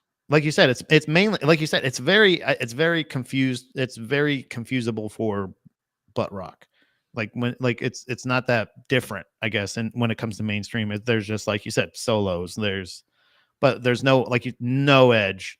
There's no, Well, dude, you know no what was real personality. There's no real personality. It feels like the personality they're giving. And I can't fake this. I can only feel the way your music makes me feel. Like, I Yeah. can't, I'm not doing this in a professional Well, fashion. dude. I'm doing this as a fan, and I'm listening to the music going like, it's okay. Dude, the pivot is fucking nuts. Like It's nuts. one of their most, at least from that era, their biggest song was Backcountry. And Backcountry definitely, like I was saying before, got that good layer of cheese. But I got to be honest, when the music's double good, bass. It's got double What- bass. well, dude, it's got, and also little things like the in the beginning where it's like dun, dun, dun, like when he's hitting the opening line. If you really like try to like fucking be on time with that, it's actually kind of weird. The rhythm's like minorly weird, so there's like, it's all very intricate and very thought out. The drums, there's a lot of times with the drums where I'd be listening to it and like, this I respect the fuck out of as a drummer, because this shit's fucking hard, where the music would cut out and then at one point you hear the double bass just going something like that. So there's like all this shit. And then I listen to their self-titled. And you know what the opening drum part is? Like, and I'm like, what happened? Yeah. Like, Yeah. and it's very similar, because that was the same. It's so funny. That was the same thing that happened with 4 Years Strong, where they have their album Rise or Die Trying, where it's all this like over the top, very intricate shit. And I wonder, I go, is it like when you do that as a band, Yeah. it must be so fucking daunting, because Yeah, it's like you got to think, you have to like, oh, now I have to do that again. And I like, it's what happened to I guess this doesn't count on like the intricacy scale, but that's what happened. You know, the I forget the name of the group, but the Someone That I Used to Know, however that fucking song goes, that they didn't have to cut me out. Isn't it like a one name thing? Goit, something. I think it's goiter or something like that. Goiter. No, but for real though, like that's literally, I think by the numbers, that might be the biggest song, like Yeah. the most popular song ever written, like just by the numbers. And I watched a video on it. Gautier. That's it. Gautier, yeah. Yeah. That song fucked the dude up so much because of the pressure of the second song. And I always wonder, I'm like, dude, do crushing out these albums that are just like on a different level of like intricate and thought out, does that like fry your brain for the next one to not to like have to follow that up? Yeah, I also feel like they're like it's a thing where the creativity, it's all like you said, like them being such a business-minded band, it almost feels like they're just trying to stay, not stay relevant, but just stay like, it doesn't feel like they're writing music for the right reason. Like on Waking the Fallen, the songs that they were writing felt so much more genuine. And it feels like that it doesn't, maybe that same feeling isn't really translatable in the genre that they chose to, like, again, mainstream, they're on like Guitar Hero, they're in like fucking video games, they're in all these other things now, but like it still gets to a point where Every Time I Die was doing that too. Do you know what I mean? Like how is Every Time I Die able to have the success that they're able to have? Because I feel like for the band that they were still very successful, but I don't definitely see the not numbers. definitely not on Avenged Sevenfold successful level. Like I think right, exactly. Yeah. That's the thing. I think Every Time I Die, I think they were probably making a decent paycheck for a while, and then towards the end, they were maybe clearing they're probably clearing 6 figures, maybe low end. If so like not rich, but they're living off the band the whole time. Yeah. I think like Avenged Sevenfold, they definitely like City of Evil got them fucking paid. Yeah. So like, yeah. Wait, fuck. What was I gonna say? I don't know. It's all this Avenged Sevenfold shit is very fucking interesting. Just with like the mindset you have with music and where you go with it and any of that shit. Because I think a lot of times too. Oh, this is what I was gonna say. Because you also got to think about, there's a lot of bands who I saw this with the like metalcore. Like the metalcore screamo and like the emo pop punk waves of the early 2000s. There was a vibe. I guarantee you those bands, there was a vibe where it was like, this will never end.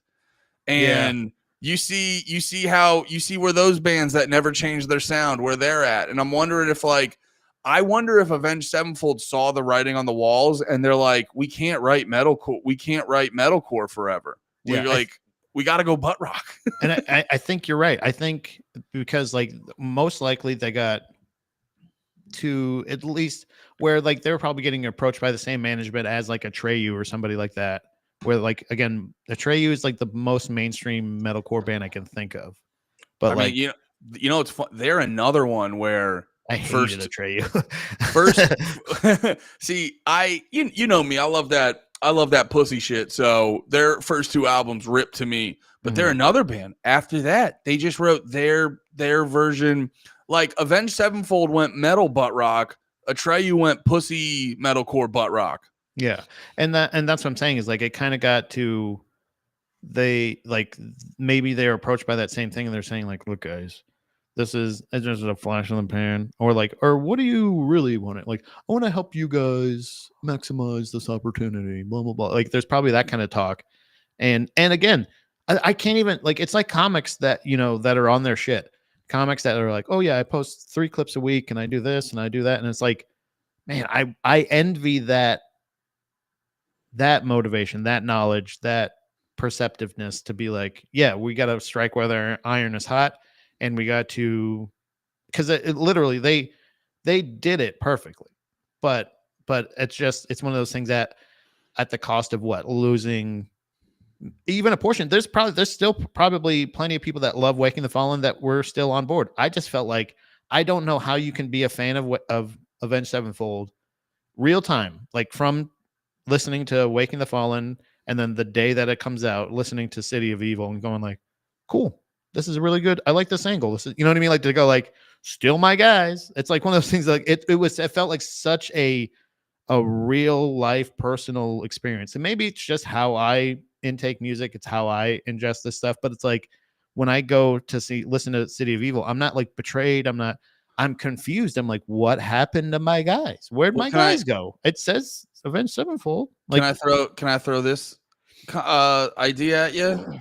Yeah. I just thought about this. I bet you actually they did pretty good on Waking the Fallen. I'm on their Wikipedia. It debuted at number 10 in the US. Damn. Wait. So yeah. So literally. Okay. So here, real quick. Sorry. So this is confusing. Now I'm more curious about this because Waking the Fallen debuted at number 10. They were on Hopeless Records. No shit. Mm-hmm. And then they were on Warner Brothers and then they debuted at 30, but it sold. I mean, actually, it sold about the same. Okay, so I'd be curious to look deeper into that because I know for me, I found out about. So was it worth it? I mean, they probably just happy to have big houses. So for them, yes. Yeah.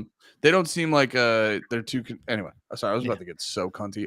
But because I know for me, I know Backcountry was the first time I ever heard Avenged Sevenfold. So this was the point I was trying to get to earlier. Sorry, is I think a lot of people were introduced. Like, you got to think about the mainstream audience that still likes Avenged Sevenfold. They probably don't like Waking the Fallen, right? And if you're introduced to them on City of Evil, you're probably happy with anything that comes after that. Although City of Evil is still like, I gotta say this, if it's like the best version like I was saying it before, it's what bands like Guns N' Roses and Motley Crue like wish they could be. Right. It's what it's the greatest version of butt rock I've ever heard.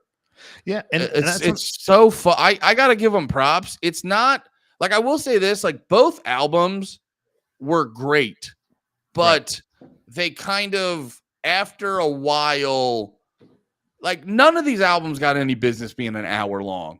Like I think they both, but they impressively like both of them held my attention pretty strong for about 40 minutes. And that's the conclusion kind of that I came to also was like that's what I think they were always going to end up being, this band either way. Like this is kind of inevitable, but it's also like they both are. The only thing I will say that I did in my research that I will argue with somebody online is people were calling this a prog album, City of Evil. Oh, that's crazy. And I'm like, it's absolutely not they regressed. It is a reg album. It's a reg ass album. That's what it is. It's like they did not progress at all. They've regressed to a different genre, but definitely more there's a lot more. It's almost like like big fish, small pond. It's almost like the big fish went back to the small fish, big pond. What is it? Maybe. I don't know if I 100% agree with that, because I got to be honest, like Waking the Fallen's very good, but it is, I think they laid out such a clear game plan for what to do with metalcore that it is something that does sound dated. Like while it's very good, you go, this sounds early 2000s, It's like I don't know, like if you listen to this just popped in my head. Like if you listen to Dillinger Escape Plan, Call Me When It's a Frog album. Got him. Fuck you. I'm gonna go back and find that post, and I'm gonna comment that. I'll give you Dunbar. I'm gonna give you credit. I love that. Dunbar says frog album, idiot. Fucking idiot. Yo, you know what Dunbar's saying about you, dumbass? No, it's like Converge is a really good band. Converge and Dillinger Escape Plan, they're a really good band that you listen to and you go, wait a minute, music sounded like this in 99. Yeah. They have a good, but like when I hear Waking the Fallen, I immediately go, wow, this is very 2003. 2000s. Yeah. I will say City of Evil, just because I think City of Evil, it's the same thing that makes Blink-182 sound so talented and shit, is like the genre they're in, there's a low bar. And so what they were going for with City of Evil, there's a very low bar, and they fucking leaped that and exceeded it like by a big way. So that's what I think that's what I was trying to say.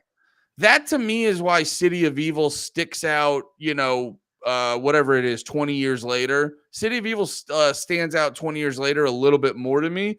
But if you're into the metalcore shit, Waking the Fallen's where it's at. I think that's what I was trying to say was, and to better, I guess the better example would be like, it's almost like Nickelback's drummer, I think, is a metal drummer who's playing with a butt rock band. So like he's doing too much, and it makes the butt rock sound very metalish, but it's a metal album. You know what I mean? Like it's a hair metal album that you're making sound like you know what I'm saying? Like he's like his drum, especially this guy, Backcountry in general, where he's just like those crazy, like weird fills that he's doing, all the crazy rolls that he does. Like it's like you're acting like you're in a drum line, but you're playing for butt rock. You're playing butt rock. So it's kind of it's such, but the shift from the two albums was the main thing I wanted to focus on, because you're right. They do definitely have the same vibe, but they sound like they're from different bands. It's like a different band covered a Avenged Sevenfold album. It's really kind of weird. like when it sounds familiar, but it still sounds very confusing. You're not a big Newfound Glory guy, right? No. Yeah, so a couple albums in, they put out an album called Coming Home, I think it was called. No, I don't want to go to Newfound Glory's website. I'm going to go to their Wikipedia page. Sorry, I'm pulling it up real quick. Yeah. In 2006, they put out an album called Coming Home, and they had already put out, like, they've established their sound as you know, the one of the big pop punk bands at the time. And then Coming Home comes out, and it has this like soft rock, indie rock feel to it, and it still had the essence of New Found Glory. But it's like, what if New Found Glory wrote a soft rock album? Still good, but and that's the same thing with Avenged Sevenfold. It's like, what if Avenged Sevenfold wrote a metalcore album? What if Avenged Sevenfold wrote butt rock? And it's like all in the same. It's like Ernest Goes Somewhere. You know what I mean? Yeah, It's still Ernest. Yeah, yeah. It is funny though. Like to have that. That this feels like this is the more the band that they have. This is the version of the band that they will have the most longevity with. So I'm not even saying, I'm not being critical of the band. I'm just saying I didn't know what happened. But I think like really it feels like City of Evil. And you know what? Write this down as a title if you want. City of Evil. That was a business decision. I think it really was. I don't have a pen. Can you email that to us? Can you email it to us? Just put it in the chat. No, I think it's, I know a good title. It's like a business decision. It's all business. It's all Waking the Fallen to City of Evil. It was all business. Strictly business. Strictly business. No, that's the vibe. That's the vibe I get from this band. Is like it is, and I think I said it before. I do have some sympathies for, because there's a lot of, actually, you know what, in hardcore, and this might be this could possibly be the direction to go on the next episode, but like in hardcore, like one of the biggest bands right now is Turnstile. Their drummer came from Trapped Under Ice. Trapped Under Ice is one of the best hardcore bands ever, but they didn't start like making, I mean, I don't know if at any point was Trapped Under Ice financially any of those dudes' main thing, but because of like nostalgia and their just legendary status, they're able to do a lot of shows and stuff, and everyone thinks about them. But I think when they were doing it, it was a rough go of it. But so they're doing hardcore. Dude leaves that, joins Turnstile. They have like a hardcore writing style, but it is a much more mainstream rock sound, and they're the biggest band in the fucking world. Another one, I don't know if you've ever heard of Vane FM, but I think I was telling, they wrote, I forget the name of their album. I got so much fucking phlegm in my goddamn throat. That's why they make these sounds. What's their album called? Error Zone from 2018. Considered one of the like greatest, like, I don't know what you'd call it, hardcore metalcore albums ever. And then two of those dudes leave the band. Vane breaks up. They start Fleshwater, which is kind of like a shoegaze band. And it's like, I think you can do this shit for so long, and it's like what Jeff Rosenstock said in the Bomb the Music Industry documentary. He's like, I gotta make money at some point of this. He's like, I'm in my 30s. He's like, I have to make money at some point, because sometimes, you know, being artistically true to yourself, you know, eventually you need health insurance.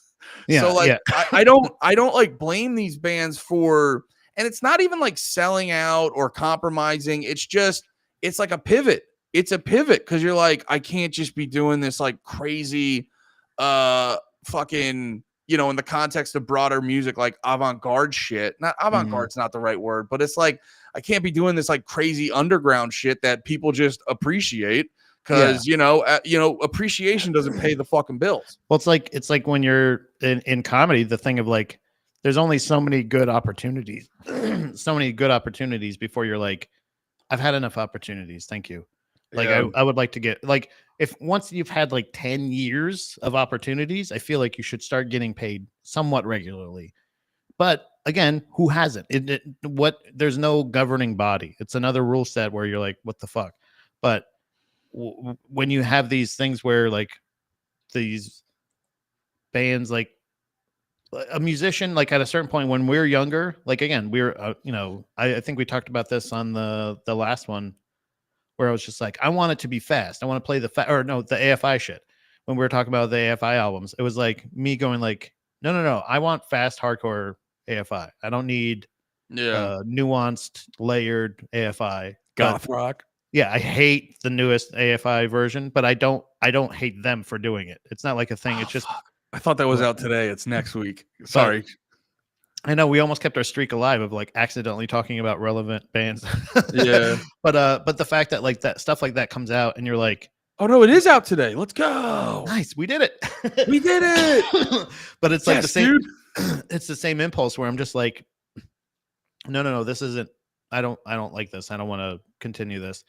But in the back in the day when I was wanted that, it was like, why aren't you doing that for me? It was, you guys are pussies, you sold out, blah blah blah blah blah. But like now it's like, oh no, they're just they're just going off into this direction, and I can just appreciate other bands. I had a good run with No Effects. I had a great run for as a favorite band for the longest time. We had a really good run with Every Time I Die. I feel like also once I became a fan of theirs, where they just never really disappointed me. Yeah. So like until they did, you know what I mean? And it's just it's inevitable that even your favorite bands will eventually you're maybe not going to grow with them, and that's okay. But Avenged Sevenfold was probably the quickest turnaround ever in my music loving history, and where I was so offended before, now I'm like, oh no, it's just business. Yeah. And then It's also only too- business. Well, and also too, you gotta like look at the bigger picture, and it's like some bands don't even have one Waking the Fallen. Right. Yeah. Or they don't get their Waking the Fallen until like 13 years in. And you're right. As somebody who has not made money in a business for 10 years, you know, eventually, yeah, you're like, I would like to make some money. I would like Yeah. to kind of, I feel professional enough. Like, let's do it. But again, there's no, at least with them, they probably got a manager, especially if they, was it debuted whenever they did, to be like, oh, okay, well, like management got in the ear. Somebody was like, hey guys, we can do something with this. What direction do you want to go? And they made a decision and said, this is what's going to be the most sustainable. What do you think? They said, that's good. And then, you know what I mean? Like, it just feels like Business. And that's okay. You know, Yeah. but that's what maturing is. You're going to be wrong. You're going to be, you know, you may be onto something, but a lot of times where you're like, when I heard this, I was not upset. I was not confused. That came later where I was like, these guys fucking sold out. They're fucking suck now. What the fuck? Nope. Just business. And I was confused. I will That's say what it this though. There is you know, there is part of me that looks at some of this shit and goes like Rise Against is one, because like their past couple albums are not just like, actually the last Rise Against album was like impressively bad. It was one of those it was one of those things like, dude, beyond the music being bad, it was like, why did you record this like this? It's like Yeah. on the vocals were on par. The decision making on the vocals was like an on par level of stupidity with the fucking snare in Saint Anger. It's Right. like, Yeah. why Where you're are like, what is going on here? you've What- done this right a million times? Why are you doing it like this time? But even like a band like, I don't know, a band like Rise Against, where it's like, you guys know how to write cool, thought-provoking political music. And that's what you got famous Why- for. that's didn't what you have got to famous- change. Right. That's what you got famous for. And then it's like, dude, I'll give you a fucking you know, unthought out one where you just kind of like go through the motions. I'll give you one or two. But then it gets to a certain point where it's like, okay, you're all fucking rich now. You can live off the discography. Stop. What the fuck are you still doing this for? That's the part I don't fucking get. And again, because I'm glass half full Andy. Maybe it's like their fucking record deals, because I know how predatory those record deals are for new artists. Because you got to think about it too. Does a band like Rise Against get signed for a fucking 7 record deal? Right. And they've wanted to move on creatively 4 albums in, so now they're just pumping out horse shit to get out of their record deal? I don't know if that's Rise Against, but there's all these examples. So, but there does get to a point where you're like, you guys it's the fact that like when people are they're financially good and they still act like bitches or still pump out horse shit. I'm like, what's going on, man? Yeah. I think I think it's also interesting sometimes when you do see the Leap attempt and it doesn't really take. And I feel like Thrice was another band that kind of tried that, where like That's a good point. Yeah, where sometimes it's literally just you want to pivot, but it just doesn't hold. it It just doesn't doesn't catch catch. on Yeah, because and they their new sound's not bad. It's just it just didn't catch well, on. I think Sorry, their go ahead. latest album. Oh no, but I think their latest album, their past couple were like okay. Yeah, They're going back to truly kind of. I feel like the real like Thrice is the artistic, the Elements EPs that they did, yeah, the Visu stuff like that, where it's like a little bit more experimental with different shit, and but still in that same kind of genre of like screamo type. Like, I honestly don't know what to categorize Thrice as now, but they've like been like what 3 bands, right? right? They've been the screamo band. They've been the more experimental, like I guess alt rock or rock, but even that like is too it's too plain. Like Yeah. if there is a post hardcore, Fuck. they're post hardcore. You're goddamn. I was gonna jump in with the joke. You were literally read my mind. I go, dude. I think. Wait. This I is can't. literally post hardcore. This is Wait. that I can't categorize a band that used to be emo. Post hardcore. right? Yeah, like that's where they get all shuffled into. This is the miscellaneous folder of like, Yeah. They're just but like it just it throw kind them of in the fits. post. Just throw them in the post hardcore bin. Yeah. It's So, just- but then they kind of tried to do this more commercial, like almost pop rock, Christian rock, like yeah. radio rock sound that just really was so washed out and shit Dude, that I didn't know they did that. it was My so bad. reaction, dude, my reaction when I found out that they did that, I was like, this is the band that wrote Artist in the Ambulance? And if that's what you want to do, we don't want it. Like that, like literally, I'm not like it's one of those things of like this is I don't care if it's business, I will vote with my dollar. No. So you just made me remember something. I do you in contextually in what we're saying about like Avenged Sevenfold, a band that actually it's not a perfect 1-to-1. I'll just say this. So you remember the starting line? Mhm. They wrote if you guys don't know, tell me what you thought about when you were older. Like, by the way, you listen to Waking the Fallen. When I say metal, when I say mainstream metalcore, that's what I mean. When I realized this because I started listening to the starting line again, and their album, I think it's called Say It Like You Mean It. The starting line, yeah, Say It Like You Mean It. I realized I go when I'm talking about emo. Because when I say emo, I mean a more fast-paced, up like faster drum parts and shit like that. I realized I go, Say It Like You Mean It is what I mean when I say emo. So that comes out in 2002. They put out 3 albums. They haven't put an album out. They stopped putting out new shit in like 2006. Randomly come back a week or two ago with a new album, and it fucking like rips. Like Oh wow, nice. dude, they took it's crazy to take 19 years off your band, come back and actually have a good, strong, fresh sound. Because it's funny too, because they're one of the bands that sort of started a lot of the they're at the early inception of a lot of like modern sounds in mainstream music. And then you can hear that they have those early elements, and then they're also bringing back they have the early elements, and they're also incorporating a lot of new sounds. So to hear a band that's like, God, like fucking 20, 30 years old and to still pump out a fresh sound, I got to give major props to the starting line because their new album, what's it fucking called? Eternal Youth. Their new album goes fucking hard. I was just gonna say, I thought Thrice did something similar because I remember them saying that they were taking a break or going to be stepping away for a while, kind of thing. With like after I think Major Minor, I feel like, yeah, must have been Major Minor because they're pretty prolifically putting shit out, whether it be a live release or That's what I something like that. realized. Thrice never took a break. Well, and that's the thing is like, but they did the longest break they had was between 2011 and 2015 or 16, sorry. And that's when they did when that's kind of the same idea. I feel like they kind of did the same idea. They did and they just put out something in Horizons West. They just put out something in 2005 Okay. or 25. Sorry, actually, when did this come out? They just put out new music. Like they have an album coming out. I think Today. Holy shit! Yeah, Dude, yeah. They've been putting out. No, they've been putting out new music for the past like 2-3 months. Do you want to do?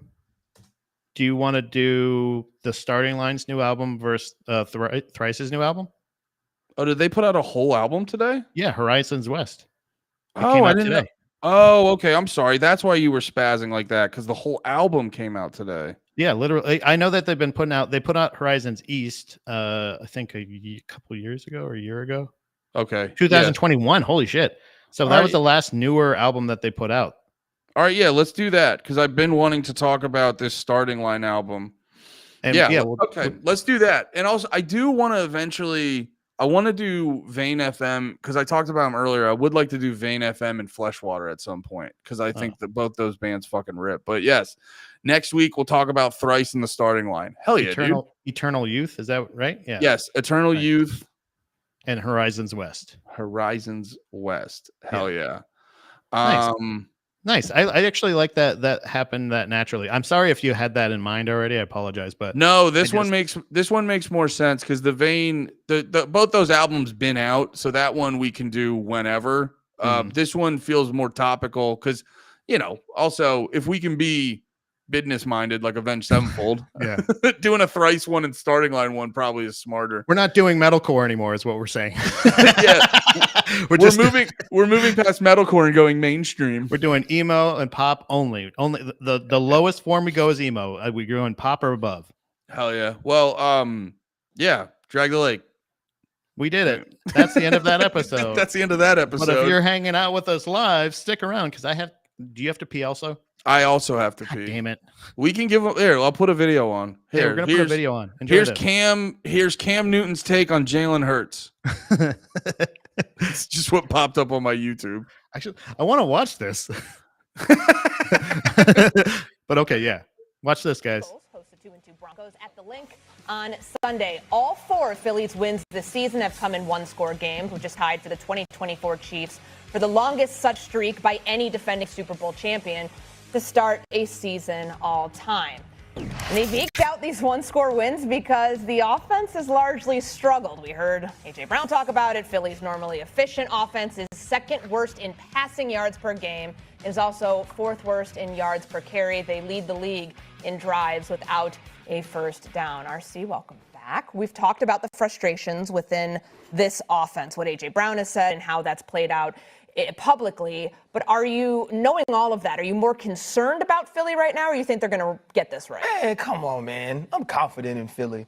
Like, we've seen this before. We've seen this team have to adjust. Think about who they were before the bye week last year and some of the things we were saying that this offense couldn't do. This team was a 500 football team. And then look at the run that they go on. Look at the way that A.J. Brown plays, the way that Saquon Barkley plays, and their quarterback, Jalen Hurts. I'm not concerned about this team, but they also understand that it's time to get it going. Now, the thing that they have to focus on is what step does Kevin Patullo, the new offensive coordinator, take? Remember, this is the 3rd consecutive year with a new guy at the helm calling the plays. What adjustments do you make? How do we allow A.J. Brown to become a more creative part of the offense? And how do we get Saquon Barkley back to the Saquon Barkley that was having an opportunity to get to the second level before he was touched by a defender?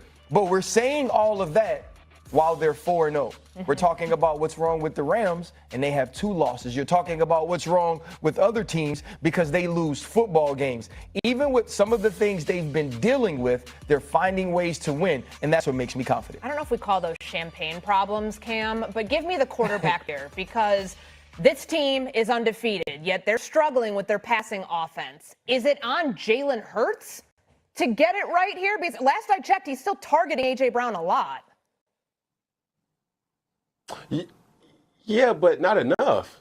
And, when I'm looking at from a quarterback's lens of when I see the Philadelphia Eagles play, I kind of agree with Drew Brees here. It is boring, but it's also effective.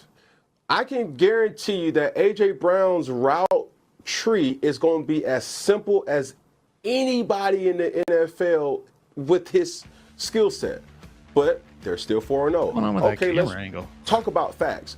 Well, when you play Dallas, if CeeDee Lamb catches 2 of the 4 drops, are we still having this conversation? Okay, you play LA. If you don't block a field goal, are we still having this type of conversation? Okay, when you play Tampa Bay without Baker Mayfield with the costly interception, what? Are we still having Did he this just wake conversation? up? No, Open your eyes, I'm brother. Beat everybody to the punch and say a game of what is this? Why does this? But my point that I'm making is this. Yo, who's working the camera? Yeah, what the fuck is this? Why is your multi-billion-dollar company so dog shit? And why is he sound so sleepy and or fucked up possibly? Well, he just got done killing kids in his chocolate factory. It takes a lot out of him. Man, oh man, that was terrible. I thought you were doing that at first, and I was like, why is it all cut up like that? Where's his face? Why is his face split? Oh shit. Pennywise put out new music today. Oh, cool. It's probably fine. I don't even want to. God damn it. Now I have to listen to it. Pennywise put out music? Yo, you know who really went because remember that Oliver Anthony guy? He I will keep it a buck. His Richmond North of Richmond song got me. I enjoyed it. I know there's the people on welfare eating Twinkies line that's corny, but I think the song was good. And then like I was listening to Rogan talk about, he put out his song Scornful Woman, and he's like, dude, it cuts deep. And I listen to it, I go, this is not a good song. It's not good. And it's like I've completely lost any excitement I've had for that Oliver Anthony guy. Like I'm happy for his success, but I just lost any excitement I get from that dude. If the Pennywise is just a cover of Ace of Spades, I think, for some kind of. Oh, okay. But it's also the cover looks so stupid. But either way, whatever. Yeah, that was a terrible thing. What do you got? Got some yogurt? Got a little bit of yogurt. Is My it tummy Greek? was rumbling. It's Greek. Greek yogurt. Thought I never liked it. Just decided I didn't like it, and now I love it. Do you put stuff in it like cum? I mean, yeah. Put that in food. What else is going on? The sky blue? I mean, yeah. Oh, brother, I saw another thing that was fucking so hilarious. It was Bye, Derek. Love you. it was raining. Love you, brother. It was like raining in the video, and there was just a bunch of flashes in the sky. And they were like, Wait, what are we talking about? Another video of a weather anomaly, quote unquote. They're like, have you ever seen this? They go, why have is you the ever sky seen so this? gray? Yeah, why is the sky? You ever seen like there's just been clouds all over the sky, and it's just like all day. Like, you ever see something like that? Or the fog? They're like, look at. Have you ever seen it foggy in the morning or sometimes in the evening? So the one that keeps making me laugh is everyone who thinks that the dude shot Charlie Kirk out of a fucking sleeve gun. Was it this guy? Yeah, there's this guy, and then And there's the the other guy that's like this, that's next to him. No. He goes like this, and he goes.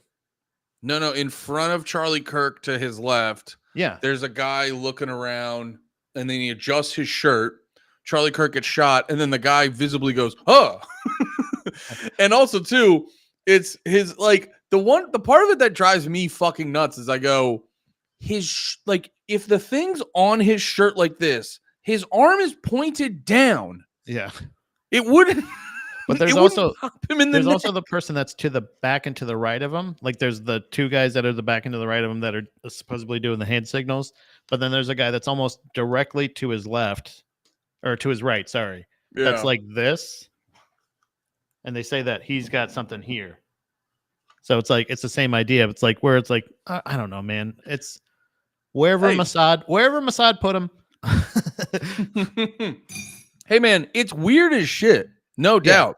Like there's did you see the one where right after he gets shot, like the dude jumps the table and then looks like he gets handed something or he hands someone something and then him and another guy just run away? You're like, No. that's weird. That's crazy. Yeah. So there's a plethora of weird shit. It's just when you see a guy adjusting his shirt with his arm pointed downward to the ground, and you go, that's a shoulder gun that killed Charlie. You go, Yeah. I mean, it's logistically impossible. Yeah, it's every single thing in the world is misinformation, disinformation, whatever you want to call it. So who gives a shit? Everything's a lie. These nuts. Disinformation nuts. Look at this kitty cat. Meow meow meow meow meow meow meow meow meow meow meow. That's Stanley. What up, Stan? Hey, buddy. Actually, fucking speaking of Charlie Kirk, Big J had the funniest joke about, because we all grieve in a certain type of way, and sometimes at your husband's memorial you need to come out like WCW Goldberg. Yeah. And and then there was a Legion Skanks clip I saw. Big J called it. They were talking about the memorial, and Big J goes, "Oh, you mean Funeral Mania?" Yeah. Funeral Mania is great. Yeah, but it's like the fact that he comes, like the pyro and all the other shit, like it's just so stupid and performative. But it's also like, I don't know, man. Like how do you? I don't know how you're supposed to act. Like, I get it. Like, there has been moments with Erica Kirk that come off weird, but I also don't know how you're supposed to act after your husband gets shot. I don't know either. Yeah, it's one of those things of like, I absolutely don't know if it's right or wrong, but I know it's not up to me to decide. And I also know that whoever is responsible for this death wants all of us to argue, and probably other organizations want us all to argue about everything else. So I'm just choosing not to argue over anything and just go, I don't know, maybe. Somebody goes, t-shirt gun? Oh, who knows? If it's this guy over here, oh yeah, the hand signals, yeah, maybe. Dude, I hope it's t-shirt gun. I mean, like, I hope it's subsonic. Yeah, maybe.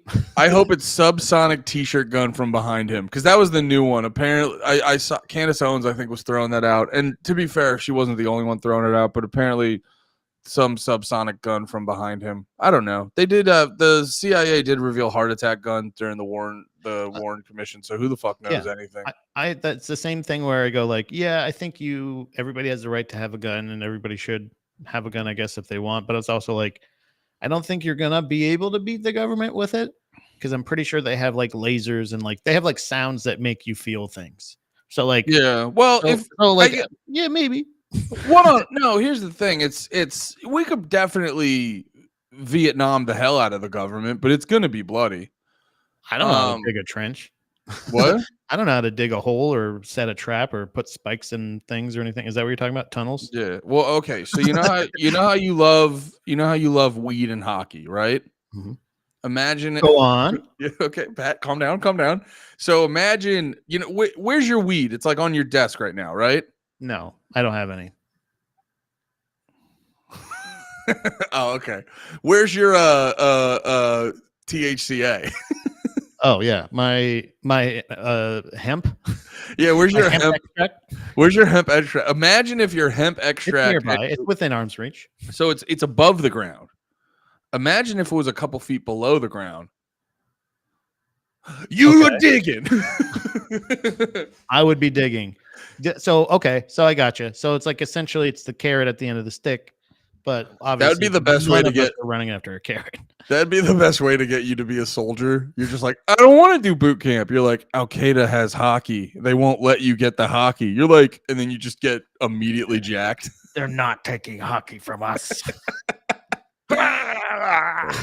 Yeah, I think there's just like a level of like conspiracy theory of like the possibility of it being a conspiracy. I'm totally open for the possibility that it was just that one shooter, it was his plan.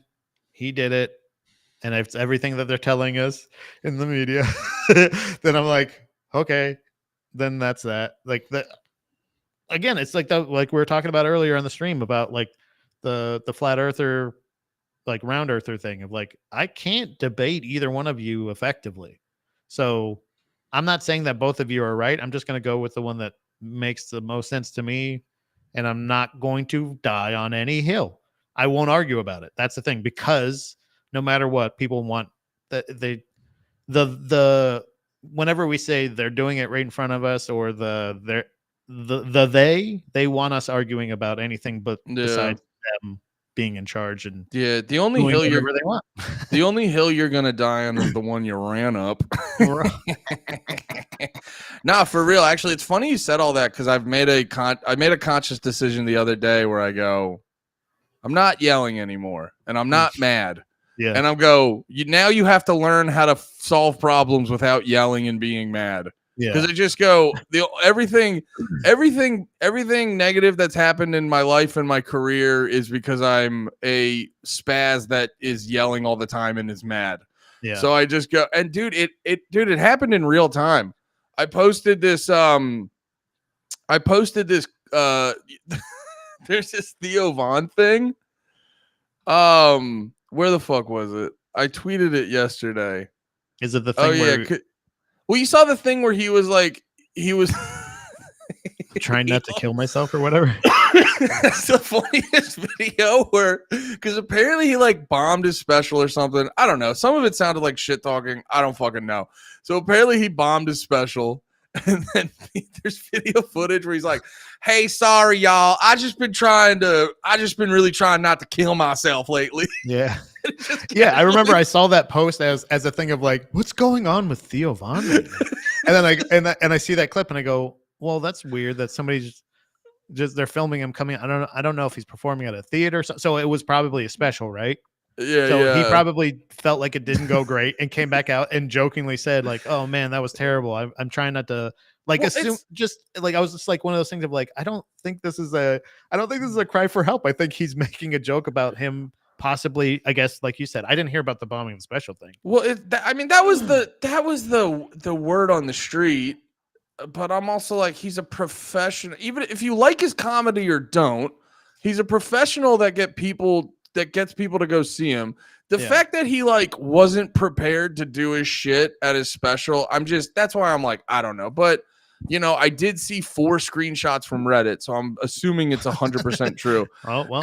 But no, it just at the clip where he's like, "Yeah, I'm just really trying not to kill myself. Thanks for coming out." Yeah. But yeah, there's some video. So some video is going around where he's talking about mental health and he's making a joke in it, like where he's like, and I'll never take my own life. You hear that, Israel? And I made the joke where I go, everything involving Theo is either my 7th grade teacher was a possum or I saw the face of God and it was weeping, y'all. Because it's always like, always those like 2 opposite ends of the spectrum. And immediately some Theo fan got in my comments and was like, just came. It's actually, it's so funny to approach a conversation like this. Someone just goes, "What's the point of this post?" And I was like, well, that's just real. You're really kind of like, I'm like, what is the point of anything, man? Yeah, it's social media. What the fuck are you talking about? But he's just going back and forth at me, and the whole time I'm like, fucking call him a fucking cunt. Call him a, this is the one time you tweet a slur, and just like that's like my, because I'm getting mad. Yeah. But then I'm like, no, we don't get mad, Andy. And then like, so I'm going back and forth with a guy being like, do you just not understand the joke? And then it's like, when someone like, because obviously no one's going to admit they're mad and then they're going to start being shitty. And then they do that one last tweet to go like, oh, okay, I got to you. And I got that. Yeah. And I was like, wait, this can happen if you just choose not to be angry? Like yeah. And I was like, oh, I could just make that choice. I could just tell myself because it's like, I realize that too. It's like, if I give myself the option of spazzing, then that's how I'm going, because it's easy to spaz. That's how I'm going to solve problems.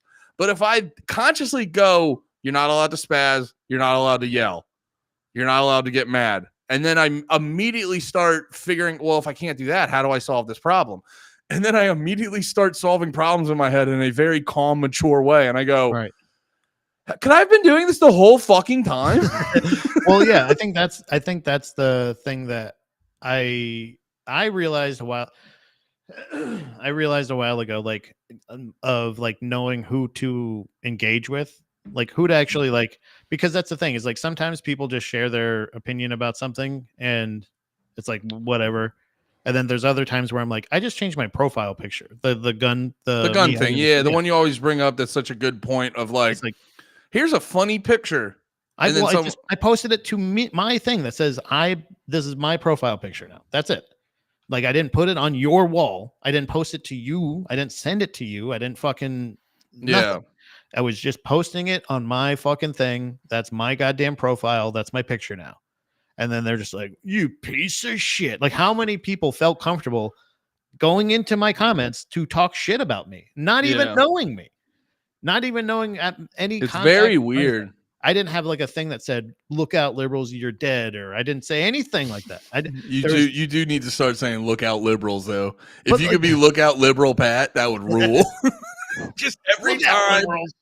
Just every dude, do it on panties when one of us is about to get spicy. Go look out liberals. Because it's a thing where I can't even fathom, because I've gotten to the point where I used to engage. I used to see something, it used to get that reaction out of me, and I would just go after them. I don't do it unless somebody comments on my things. But then even that, why am I giving them the or why am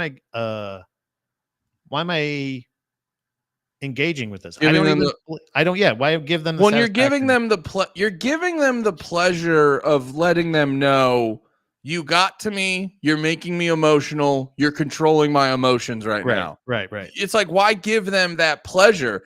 And also from strategically, you and me, we can be evil motherfuckers. We can be nasty little fuckers. Yeah. And if I'm interacting with someone and you hit the point of letting me know you're being unreasonable, and then I don't like you and I want to make your day worse. Yeah. If I start screaming at you, you're going to feel like you're justified. So it's like strategically, if I want to ruin your day, I have to calm down.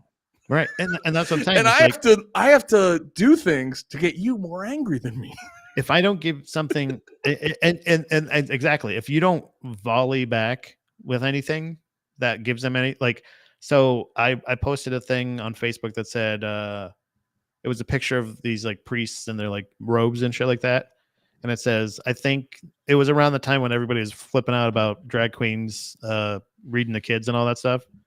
And it was just a funny meme I saw on Facebook that said, I think people are worried about the wrong guys in dresses. And it was a picture of priests. And I was like, yeah, that makes sense. It's funny. It's funny to me. I think it's also relevant of like, these are the guys that are actually proven to fuck kids. So it's one of those things where you're like, all right, I did kind of feel bad for the priests in the pictures because I'm like, I don't know if they were ever convicted. Yeah. But in general.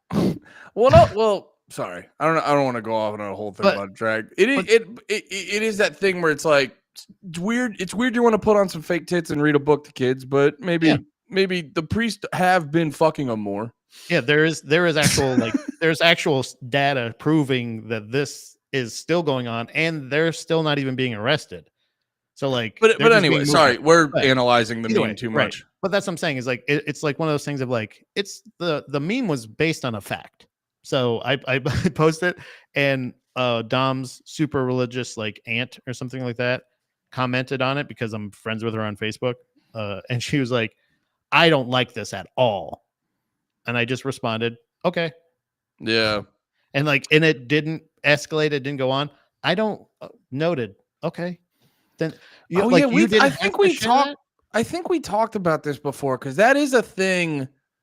Because like a reasonable response to that, and you might not agree with this, and I don't even know if it's necessarily, but like a reasonable response could be like, hey, you're missing the point. You're not wrong, but you're missing the point. To just flat out go, I don't like it. Okay, well, because that's like how I was saying, where it's like, there could be an argument that the meme sort of misses the point of what's weird about Drag Queen Story Hour.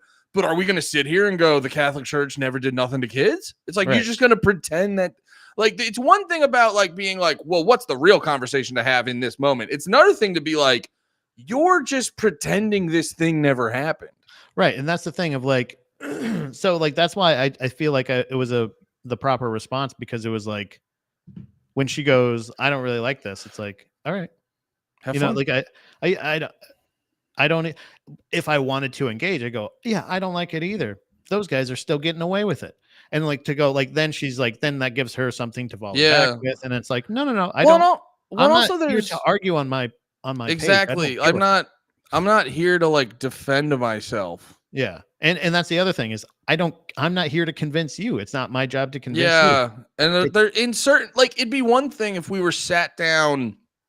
It's like if one thing we were doing a podcast right here, and you were like, "Well, I don't have to explain myself." I go, "It's kind of the medium to explain yourself." Yeah, that's what this part's for. Right Yeah, here. it's like so you know, can there's a say the mic. words. It's like, well, why are you doing a podcast if you don't feel like you should explain your opinions? But Ooh. it's another thing. Oh shit! Do you guys want some cheap viewers? It's another thing to be like, well, that's what I've been doing because I posted this thing. Did you see the Instagram post where I was like, I was just making I posted on TikTok where I was like, to everyone talking about Bad Bunny doing the to everyone with the Super Bowl halftime discourse, just so you know, it's pronounced Bad Bunny. Yeah, Bad Bunny. I don't know who the fuck Bad Bunny is. Yeah, who's but Bad Bunny? Bad Bunny is playing the Super Bowl halftime show. And like I go someone commented very positive, but like putting laughing emojis in there, but someone commented being like, yo, what does this even mean? And you're like, I'm not explaining jokes. You don't. Yeah. I commented. I go, are you pretending not to get the joke? Right. You know what the joke is. Yeah. Like that's the thing. I'm a white guy. I say Bad Bunny, but every time a Spanish person says it, they say Bad Bunny. Or like that's the over the top Spanish way to it. And then they were like, no, but for real, like, what's funny about it? And I just go, Spanish accents. Yeah. White guy doing a Spanish accent. And that was the thing too. The person Spanish accent. There you go, buddy. The person tweeting at me about Theo, I was like, "Hey man, for real, are you pretending not to understand the joke? Like, is that what's happening? Like, this is clearly, I don't know. I think I take for granted what's clearly a joke to me because my brain's in joke mode a lot of the day, and I think like people just they turn their brains off and they go, "This isn't a joke. This is a statement." Yeah, I don't know. Well, that's the thing is like it's so weird. Like, what's a bad joke? It's really the thing is what's a goon to a goblin? I don't I don't think what? Sorry, I thought you were gonna go somewhere that made my joke make more sense, and then you stopped talking, and then no, it's not on you. It's not on you. I don't want you to feel any type of way. It's not on you. It's on me. But this is no offense, but this is to my point. I feel like nobody's confusing a joke with a statement. People are confusing bad jokes with a statement to where like they go like they'll say like if a joke doesn't hit some, you know, like when you make a racist joke and nobody responds and you're like, well, that just makes it sound like I was racist. Like you guys have to laugh. You have to do that part because I was joking. Like if either like you've said it a million times, either you think I wasn't joking or you don't like the joke, but you could just at least comment on it being a bad joke because I can't, the silence afterwards just makes me feel so much worse because it's like, oh yeah, I hear what you're saying. That's usually when a lot of the like cancel culture-y, you know, those conversations about jokes happen is when a bad joke gets misinterpreted as a statement. Don't you mean a bad joke? A bad joke? Oh, not very funny. Not very funny. I will defend my Theo joke though, and I'm not saying you're saying it's bad, but I will. No. I was saying about what you said earlier. Yeah. The thing, to a goon to a goblin. No, that was a great joke. You don't know the exact things I know, so you're not funny. So it was my fault. Yes, it was your fault. I was just so you can't lie to me. Don't bite me. I was just Stanley's on your side. Stanley's like, learn more things and get Andy's jokes. Dad, you're so fucking. Well, no, the like with the Theo joke I made, it felt like it was very clear, and it was just like, I don't know, man. It's so intriguing to me when people have no information and they go in guns a-blazing. That's the part. That's the part I get the most intrigued on. Would you like to talk about movies, Patrick? Yeah, well, we can talk about at least one. At least one. We got one to fucking talk about. Let's talk about some fucking movies today. I'm very excited to talk about this one. I have a lot of opinions. Do you have opinions? I do. Actually, this was a movie that I gotta tell you, I don't think I like this movie. So I liked it a lot, but I bet you what you're gonna say you didn't like about it, I will be acknowledging. Okay. So you start first. For anyone who's in the chat or clicked on this episode without looking at the title, we're talking today about American History X. Yeah, it was a movie that I think we all watched. It was really weird too. Also, the if you like this, you'll like this. The suggestions were really weird. Oh, really? Yeah. Where did you watch it, by the way? I ended up watching it on Tubi because it was Me free. too. Yeah. B. So it was also it was also funny to the commercial spots. Oh yeah. There's like a couple times where Dom was like, that would have been a good spot for a commercial. So it's just so funny too when you come back from a commercial and then it's because it's in a bad spot. It's just Fairuza Bulk screaming the N-word.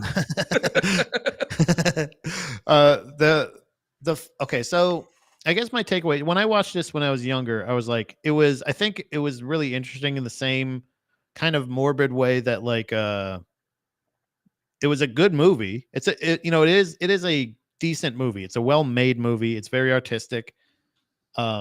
Very symbolic. Like there's a lot of imagery that I realized I would put together in this one about like the symbolism of like the curb out front of the house had a lot of different like crazy memories and shit like that. The news interview was done there where he's talking about his dad getting killed in the crack house. Yeah. The mom like breaking down at that same curb. Like she literally like where she was standing with the Jewish guy and then he drove off and then she went to walk towards the house and kind of collapsed right at the curb. Not the same spot exactly, but that same curb right out front of the house. Oh, that's funny. I didn't even pick up on that. And then obviously, the stomp. So there's watching this when I was younger, it was definitely partially for the shock factor of like you don't see shit like this. Me too. It was the sensational nature of it was definitely what drew me in as a kid. And kind of the same way of like it was a really gritty, kind of fucked up, weird way of looking at it. A lot of the world essentially of like you like as a young punk rock kid, you're kind of taught to like fuck Nazis. I hate Nazis. Those pieces of shit. Those blah blah blah. But like I never like I thought they were just racist pieces of shit. And it's so funny that the correlation between him, the thing that kind of breaks him starts to break him in prison as far as like because he's even hating the fact that the other white nationalist guys are doing business with like Mexicans and other races and stuff like that. And he's like, I don't fucking get this shit. They're trash. They should be begging us and blah blah blah. And he's trying to do the same rhetoric shit. And he's figuring out the one thing that actually breaks him is a common hatred of KKK members with the black guy. Like that's the first time. That's the first. He says that in isn't it when the Jewish teacher when his mom's dating the Jewish teacher, doesn't he bring up something about the KKK and he like rolls his eyes? He's like, well, I'm not one of them. He's like, I'm not one of those dumb rednecks. I'm a fucking cultured. So like he's thinking like he has all this. And I also forget like when I'm watching this, I'm a kid and Ed Norton is essentially supposed to be playing like a 20-year-old guy, but he looks like a full grown fucking man. Yeah. So with this context, when I'm watching this now, I'm still like, it's making a case for white nationalists being the same as Bloods, Crips, or even kind of an answer to those. Yeah. And it was like one of those things of like, well, Nazis existed before the Crips and Bloods, but like, so it just feels like that was their thing. So when I'm watching this now, it was more like I was watching a gang movie. It was a white gang movie at the same level of dramatization and storytelling as like Boys in the Hood or like any of those other, like what's the other, Do the Right Thing is another one, the college movie. But like you remember that one? No, not do the right thing. Do the Right Thing's in the city. I apologize. That's a Spike Lee movie. Talk about House Party 2. Yeah, what's the fucking the college one? Dear White People? Higher Learning, I think it is. I think that's what it's called. It has like I think it has Tyra Banks, Mike Epps, or Omar Epps. has fuck. So I think they're the leads, and it's like a college movie where it's like, and what's the New York guy, the Jewish guy that it was like on Michael Rappaport. Michael Rappaport, yeah, he plays the white nationalist part in that, and that's essentially that's the only way. Because I'm like, I don't understand how when I was a kid, like how do people around my same age that are growing up in the same area as me become so different? You know what I mean? Like, and not in the sense of like upbringing or anything else, but like essentially where you're like, I hate you guys. I hate anybody that's not a straight white dude. Yeah. Like, you know what I mean? Or chick. So it's a weird thing. So this definitely gave more context to it, but it also, I feel like watching it this time, I was watching just a white gang movie. You know what I mean? Yeah, and no, I think broadly speaking, so this is why I'm like mixed about why. Don't tell the Nazis. You goddamn rascal. That's why you tune in. Well, no, it's like, so because I remember talking about American History X, you can easily make it sound fucking retarded. Like I gotta be I know it's the easiest one to make fun of, but like the basketball scene's insane. It's crazy. It's but dude, you know what's fun? So did you look at any of the like behind the scenes shit? Like did you know about the like fucking controversy behind this movie? No. So I was about Ed Norton, the ending and stuff. So here, here's the thing. Okay. So I was talking to Steph about it because I finished up watching it, and she's like, "Why are you watching American History X?" And I was like, "Oh, we're doing it for the podcast." And then I started telling her I was like, I need to also double check about, because apparently the rumor is that the director originally wanted to end it where after the kid gets shot, Edward Norton's crying. There's a scene where he's like in the mirror reshaving his head, and then he goes for his gun and he's just like, I'm a Nazi again. And like Edward Norton apparently saw that because he was like heavily involved in the editing, in the production process of the whole thing, that he was just like, that ending's crazy. Which I will say this, if that was the ending, I think a lot of people were are you good, by the way? Yeah, Stanley broke skin, the piece of shit. That's so funny. So like, I get not wanting that to be the ending because on its face, it does. A lot of people could misinterpret that as like, I should have stayed a Nazi the whole time. But I think also, to be fair, it could argue like, this is just a sad cycle of life, something like that. So I was looking up shit on YouTube. Gang culture. It literally is gang culture. Like anytime it's a mafia movie, it's a movie about Bloods and Crips. It's a movie about, you know what I mean?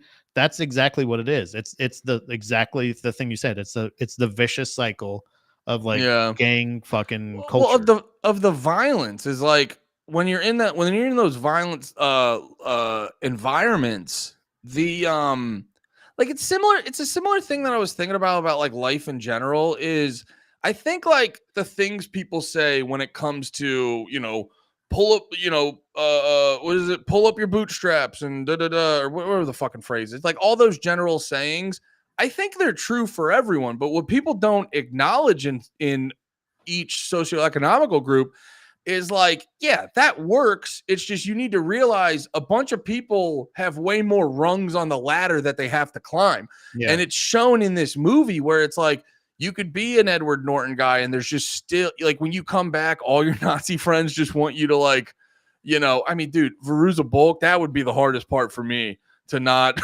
bounce right back into it. Yeah. Cause even simulated sex in a movie, she looked like a fun time. Yeah. Like her character in that movie looked like it was a lot of fun to have sex with. Whoever her titty actress was great too. No, that was her, brother. Oh, yeah, I'm pretty sure I don't think she was one that would famously show her tits all the time. That was FB's tits? Yeah. That's good. That's some good stuff. But where was that in the water, boy? Adam Sandler, grow a pair. Well, remember she showed him to him and he said Mama said, but do I remember? It was one of my favorite scenes in cinema as a kid. That's obviously where we're going next in the next movie we're going to watch. But so I'm watching these videos about that, and that's apparently not the story. That's not how the dude wanted to actually end the movie. So apparently what actually happened is they were like making the movie. He didn't want Edward Norton initially, but they needed star power and he's a good Yeah. actor. So They thought were he like, wasn't big enough, right? Didn't they say like he looked like too meek and stuff like so? But he put on the muscle and showed up and was like, "Look at me, motherfucker! yeah, I thought he absolutely fucking nailed it. Look at me, Because you like Jew bastard!" dude, the way he's talking, you're like, this guy really does hate those guys. And dude, like that was I wanted to point that out. Like, I'm glad you brought that up. That was another point that stood out to me was how good of a fucking actor Ed Norton is. He is very convincing as a fuck. Like, not only is he convincing that you believe that he is a white nationalist, but like you're watching this and you're like, no, this guy is dedicated to the Nazi life. Like he is well read and it's really all he was just somebody who lost his dad too young. Like that's what all this movie is all about. But in the movie, Ed Norton is a very like that's how good of a fucking actor he is. So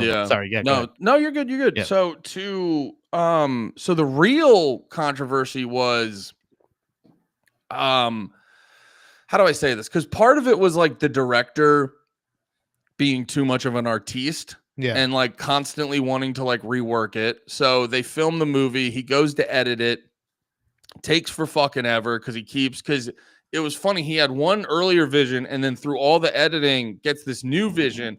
And one of the big things was he actually wanted to end the movie with the curb stomp scene. Oh, wow. Yeah, and like basically, he also apparently wanted it structured a little bit differently, but he thought the movie would have a bigger impact with the curb stomp scene ending, which, you know, I don't 100%, because like I think that the cinema, the company didn't want to, and Edward Norton didn't want to leave with that because then it's like it's like you end more definitively thinking he's a bad. If that's the last thing you end on, it's like the growth that happens in him isn't displayed as clearly. So I go back and forth. I was thinking about it a bunch. I go back and forth thinking like I don't know if that's the best way to end the movie. And then contextually, it doesn't contextually get, because he was going to end it with the curb stomp and his brother like on the lawn screaming. And it's like, honestly, contextually, it doesn't, like, for the sheer fact of like, well, why do you only get 3 fucking years then? Like, that would fuck shit up. And I personally think it would have made it a worse movie. And then on top of that, his original cut had like a lot less Edward Norton in it, which I also find a little weird because I'm like, isn't the movie about him? You know, so well, it is technically supposed to be about Danny, not necessarily Derek. You know what I mean? It's mostly supposed to be about Edward Furlong's character and like how, like, it's showing you, like, by the end of the movie, it shows, I mean, in the cut that we see, it shows you like he's like, oh no, even our dad was fucking a piece of shit. Like that was just like, can you believe this shit? Like but he's that kind of thing of like they're showing you all levels of like the guys who are like, you know, this is the statistics of how many immigrants come into this country and blah, blah, blah, and all this other stuff. And I work there. And then there's also I used to work here and this neighborhood used to be different, which is like a lot of politicians say shit like that. Like where they're like, it's a lot different now and blah, blah, blah. And things are changed. There's other, like, there were a few things in there that you're like, oh, they hit you with the hits every time. Yeah. And then with the dad just going like I mean, what about the white books? That's like, what? Yeah. Like it's kind of a thing where it's just well, it really he drops the N-bomb at the end of it and you're like, oh, so it's like it's literally just like it doesn't matter. It's not necessarily like people are going to think that in any type of household. You think it is at first, you think the Nazis are basically just another version of a gang, but it's not necessarily. You could be in that gang and then you can be have that mentality, that outlook, and be in any one of these situations. But these are the different paths of like, well, it was funny racism, too, I guess, you know. Well, it was funny too because I thought like, because I do eventually want to talk about structurally about what was kind of goofy about the movie. But if you just look at broadly at the message and what they're trying to tell you, they do go about it in a great way where, you know, like it's kind of, if you notice throughout the whole movie, you know, Edward Norton's character is constantly going on about all these different groups and how they're bad and how they're violent, but the only person you see doing violent shit at first is Edward Norton. It's like, oh, these dudes who come in and I think in general, I think the whole movie. But here's the thing. Up until the very end, where the black kid very senselessly, forget about that. where the black kid, senselessly kills his brother. You notice he's a Crip though? Is he? He's wearing blue. Oh, okay. I forgot about that. And I go, and I'm like, oh, this is because I was like, why him just walking out? Obviously, he's the Nazi kid in school. He's one of, you know what I mean? Like Edward Furlong's character. But like, because I'm like, why does him just walking out, smoking a cigarette and like blowing it in this kid's face? Why does that matter? But I think they could have done so much more. I mean, they didn't have to. For me being stupid for the longest time, going like, why does that kid shoot him at the end?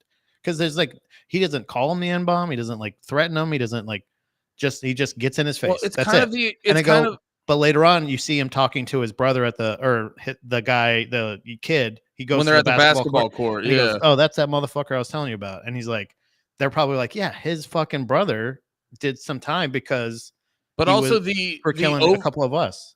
But also, like, I think because everyone goes like the shooting him was an overreaction, and to me, like, I think that's kind of a retaliation.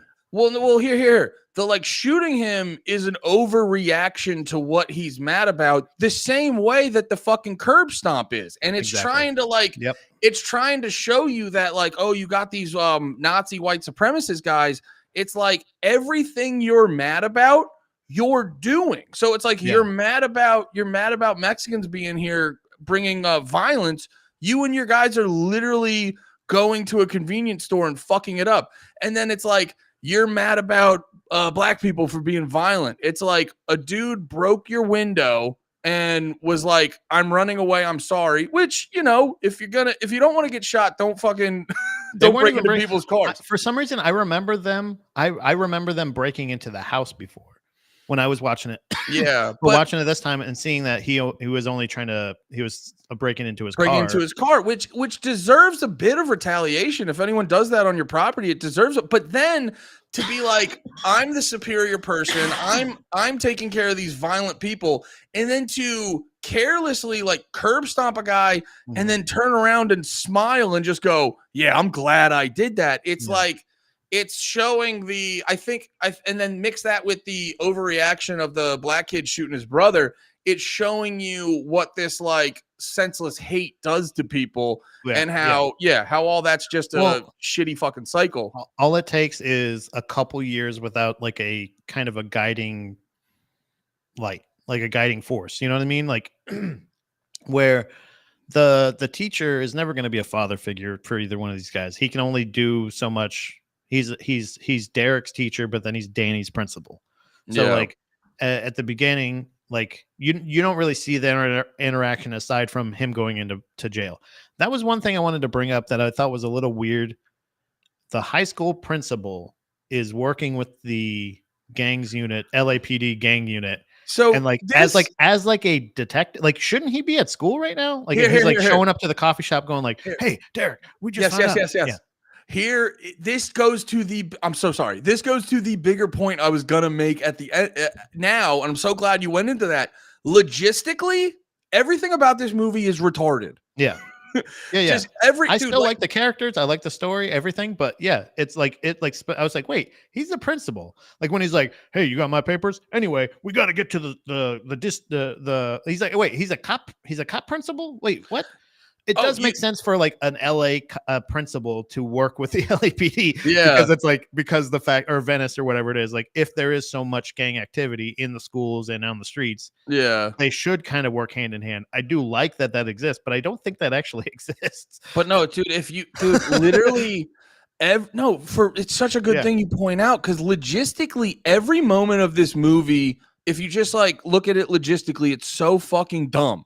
Yeah. Because it's like, oh, and they're not just Nazis. They're nationalists. That's why I keep saying white nationalists. They're like the guys. but they're not just like, oh, I'm a little racist. I watch, I got Mein Kampf and I don't read it just for the knowledge. I like it. No, they are. I live in the suburbs. I have a swastika here. They're not some good points guys. They're like that's our dude.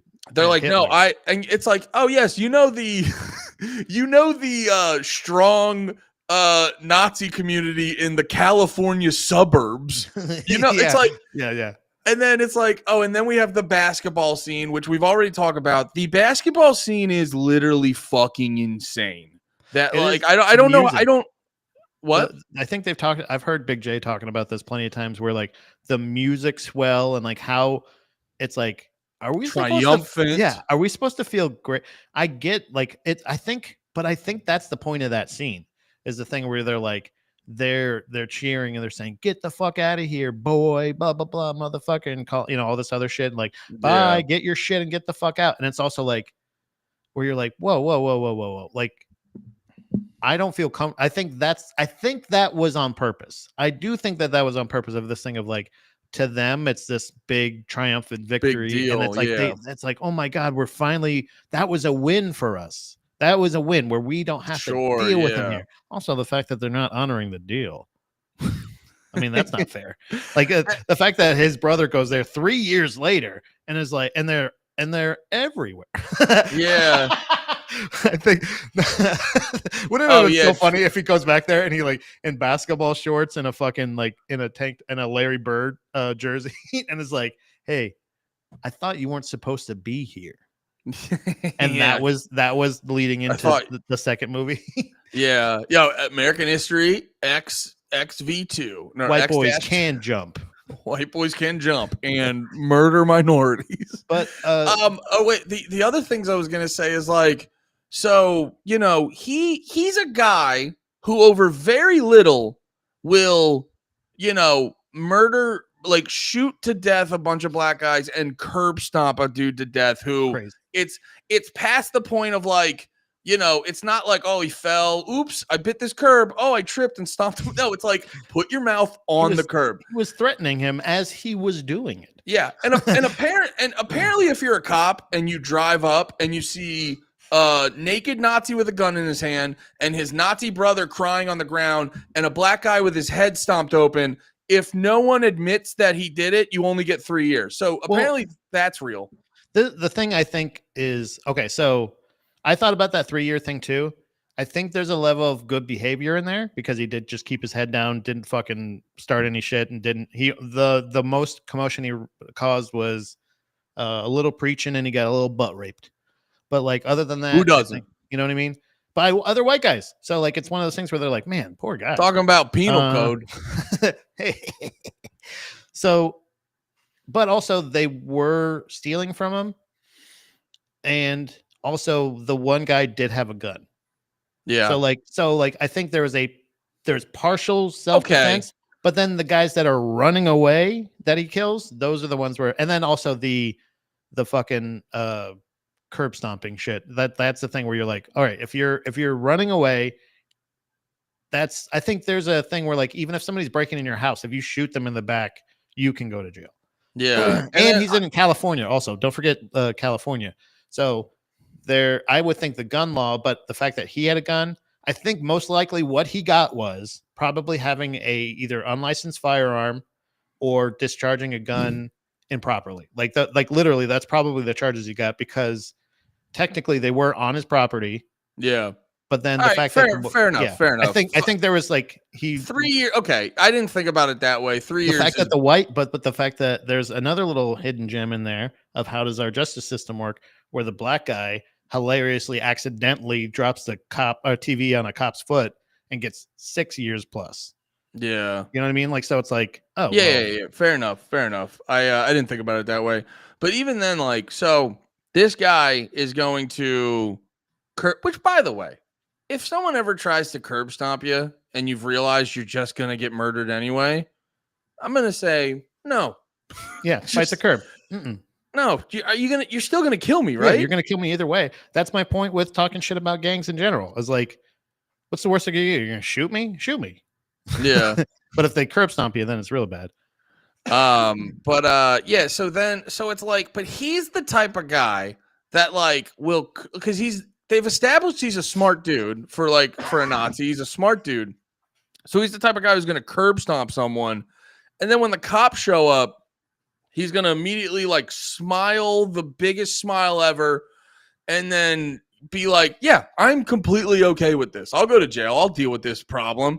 Yeah. And then, over the course of 3 years, one black guy that was nice to him is going to just completely reverse all of this. Well, like I said, again, it took a lot longer. For some reason, I thought he broke a lot sooner, but he was in there for over a year working with that guy every day before he even got to the KKK part.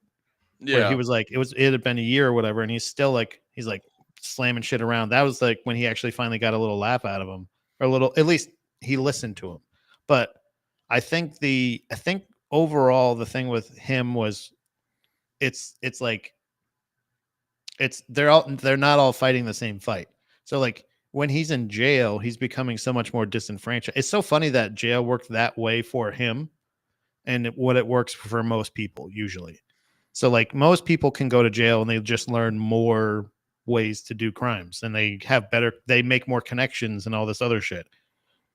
With this one, he's like going in there and he's like, he has nowhere to go. Like he's been brought up, at least to some level, his whole life with some level of like, oh boy, here they are. You know what I mean? At least like that they're an inconvenience. Other races in this country are at least an inconvenience, if not an actual scourge or something like that. But then they start moving into our neighborhoods and blah, blah, blah. But then when he loses that moral compass of, at least his dad was teaching him that subtle, come on, what about the white books? Kind of, as opposed to the fucking, signaling, having the flags on your fucking wall, all this other shit.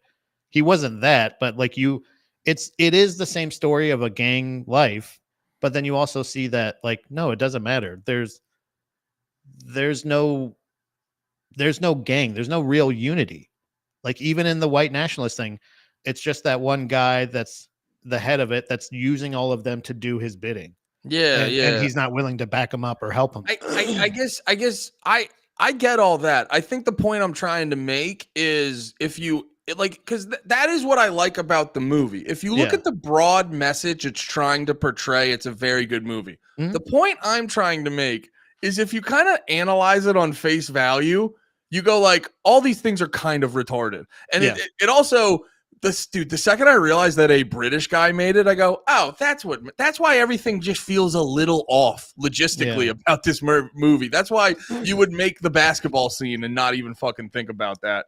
Yeah. And then I'm trying to think what else. Oh yeah, there was also at the very end, if I can nitpick, at the very end when he's like kind of far away, and then there's the gunshot, and it's like the way he's running towards it implies that he's like, I know my brother just got shot. Well, I think I wondered that too, because I wonder if I think this might have been a little mistake in the editing, because I don't think they properly showed. I think because he was supposed to be meeting back with that cop at the donut shop.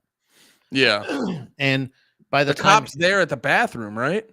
No, the cop comes in with him. So like the principal, not see that I can understand why you mistaked him for a cop, because he is also working another full-time position as a detective. Yeah, as a full-time LA detective. Well, he was at the donut shop too, right? Yeah. So like, remember they met him there and he said, all right, I got to take him to school. I'll be back so I think the donut shop was close.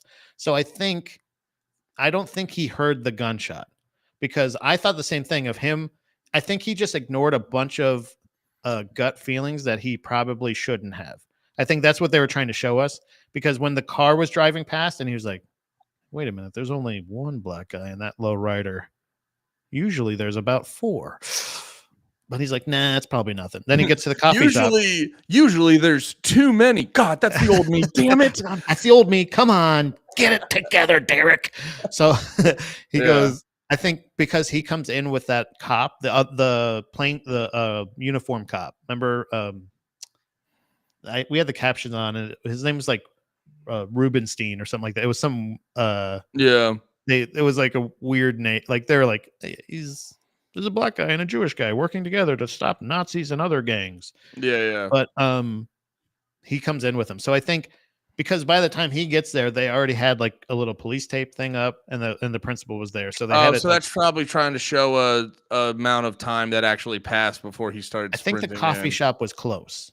I think it was closer than. Oh, it was 100% close. They walked to school after that. Yeah, so I think that was essentially. No, it. I'm more right. I'm more saying Edward Norton hearing the gunshot and then running like he immediately knew what happened, and then the fact that they just go like, "Hey, we have an active crime scene. Would you like to hug the dead body?"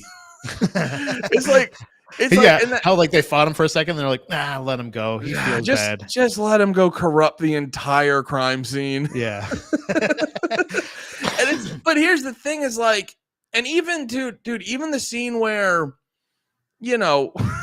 where mom goes, "I'm gonna bring my Jewish boyfriend to dinner with my white supremacist family." Like all of these things, if you just look at it from like a theatrical standpoint of let's tell a vibrant story and make a point, it all makes sense. But if you look at it with a little bit of surface level understanding, you're like, I mean, I'm not even saying why would she have a Jewish boyfriend? What part of this? Hey, your son. When did you think that was going to work? Your son with a swastika on his chest and the flags on his goddamn wall, and the racist Nazi girlfriend that's also here.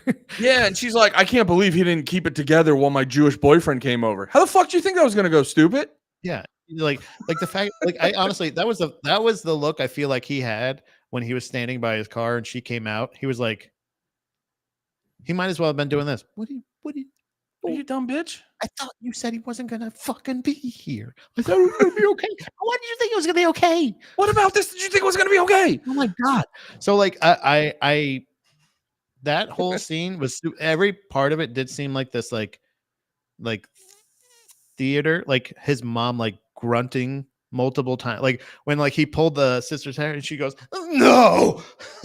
It was like this all of these like super. I get it. They're trying to express the thing, but there was so much bullshit. I'm not even saying that shit like that is unbelievable. It's just like you said, the situations playing out the way that they did. I can't imagine like there was no real like they were like, well, I know have like my son who has become super radicalized as far as like when it comes to Nazi or like Nazi beliefs, white nationalism, whatever it is. So what I'm gonna do is, man, you know what? I really like this Jewish guy. Yeah. Let's just see. In no world would that ever like, even if she was like, Derek, you're gonna be good for me, right? Like he's like, okay, and he's like, you bring a fucking Jew here, and she's just like, what? It's just like this thing. You said you were gonna behave yourself. Yeah, you're right. It's like it's not even. It doesn't even have to go as far as principal works, part-time as a fucking cop. It's mom thinks that her white nationalist son is going to be super.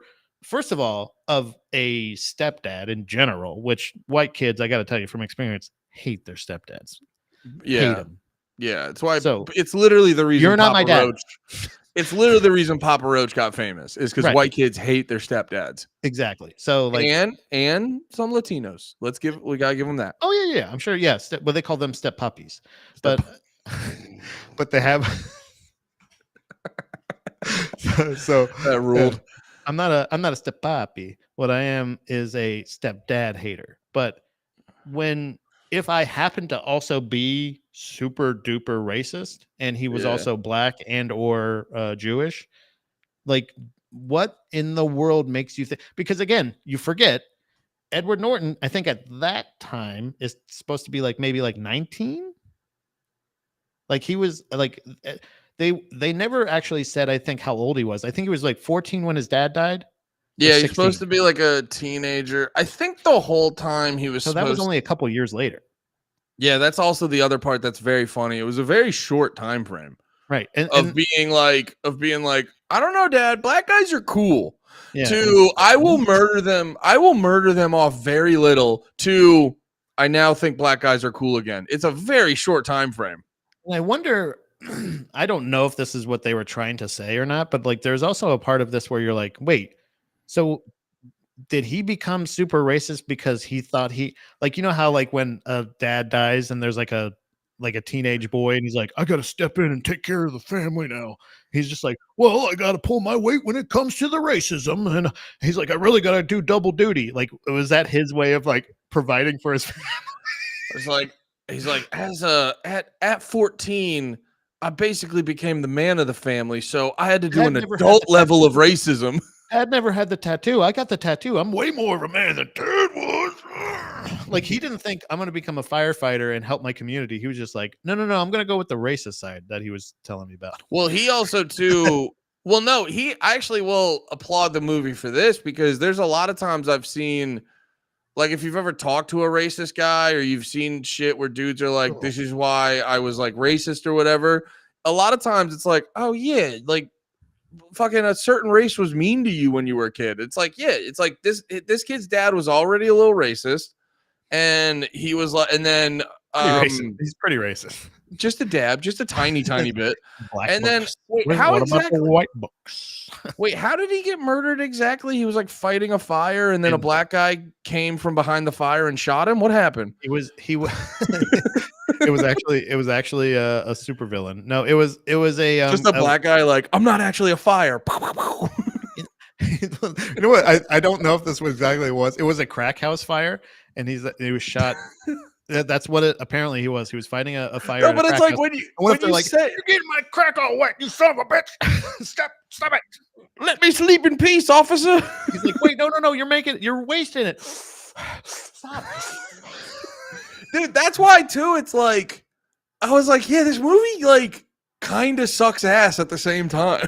That's what I'm saying. So like, this is how I feel, and not to make this, I don't mean to say, well, because I don't even know who the director is necessarily of this. You said it's some British guy, but like Spike Lee movies kind of make me feel the same way of like, wow, that made me really think. And also, I think that was one of the dumbest scenes I've ever seen in my life. Yeah, no, and like, where you're like, his movie about the Vietnam guys. Did you see that one? It was on Netflix. It was a recent one. Yeah. I heard how many people were saying how good that was, and I was like, "Are you guys fucking with me?"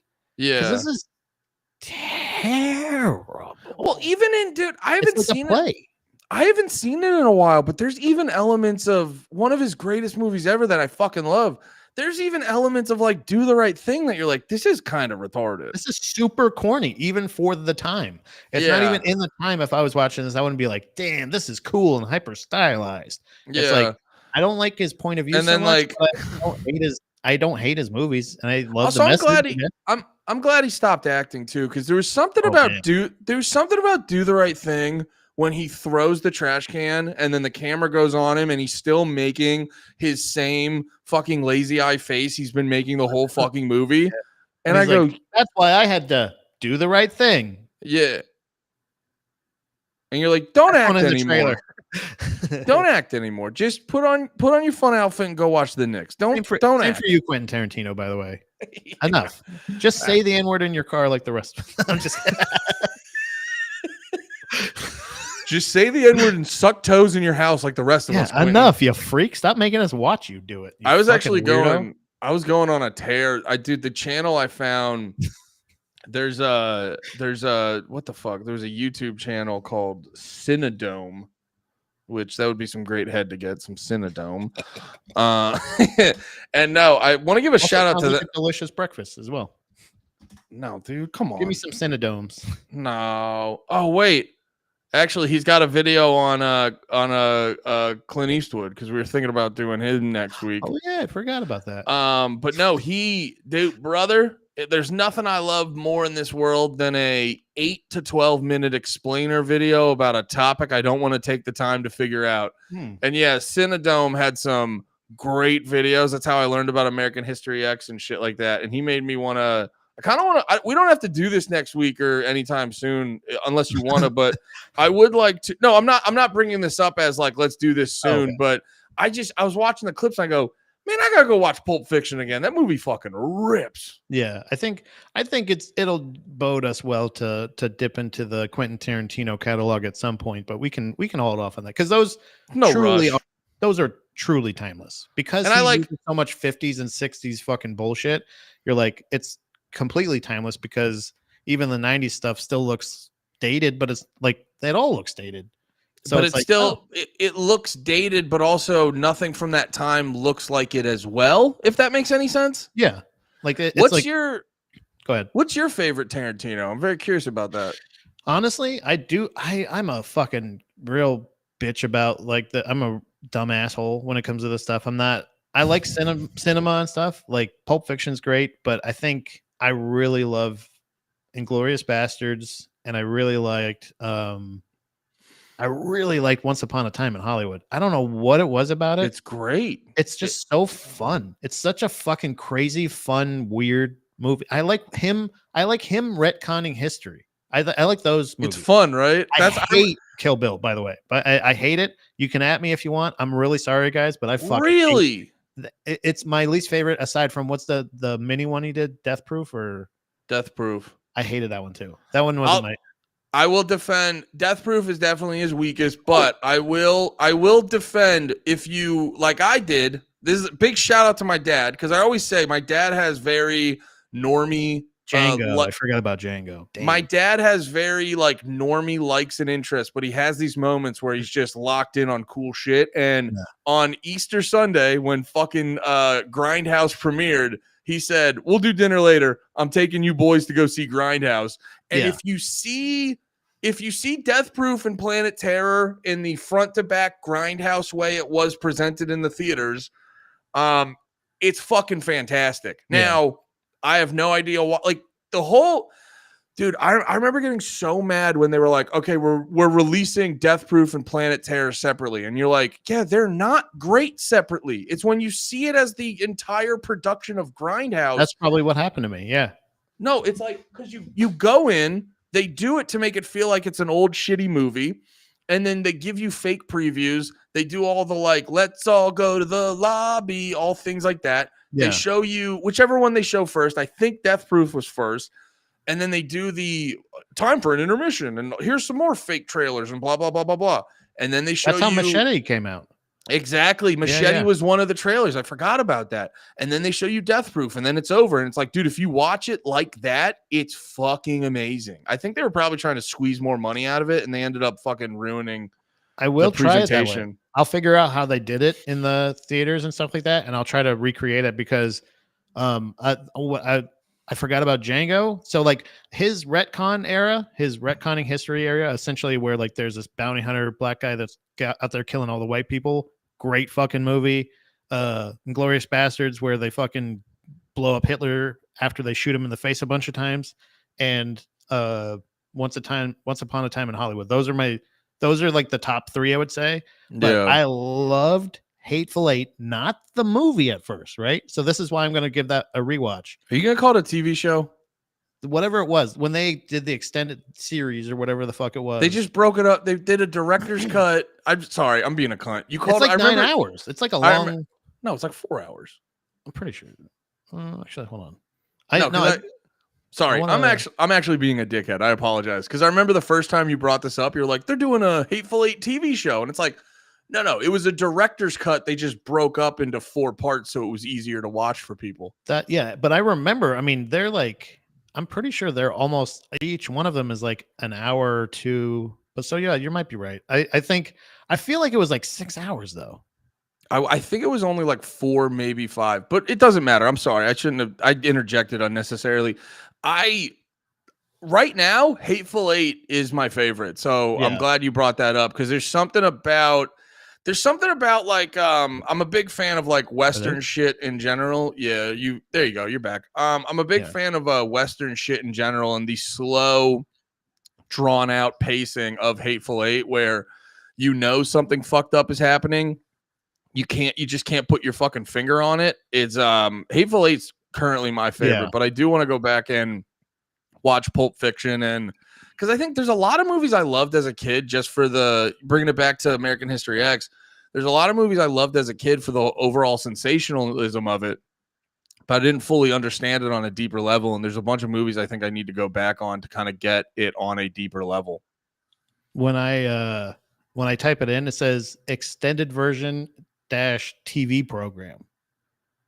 I think when I saw that, it said that, but I think because it's approximately, running time of 50 minutes. 168 was the original. But I think just because I was like, I don't understand 210 minutes long. So yeah, that's just a director's cut. I don't know why, just because I think it was classified to me as a TV show. Like, do you Well, wanna no, watch it's the next 'cause episode? But you're right. It's more like how they do like the Charlie Sheen documentaries, like 6 hours, but it's cut into two things. Yeah. And it says episode 1 and 2. You know how when on Spotify a band releases 3 to 4 singles, and by the third or fourth one, it all gets released at the same time. So Spotify labels it as an EP. It's not Yeah. actually an EP. It's just because of how it got posted. That's how they label it. Okay, But it yeah. also Yeah, it was that makes it was an unnecessary detail I got very autistic and specific about. Well, that's why I didn't feel like I was like, I don't know if I can say that as a movie, but I did really like that. I like that version a lot more. And you know what? And I think even if they did show it all, like they didn't cut it up into things, I just didn't think there was any fat to it. I think they could probably just re-release that all together as one version. You don't have to cut it up into versions like that, but I just watch them all together anyway. So They're you know actually me, gonna I'm a guy that watches The Irishman probably a couple times a year. So couple times. yep.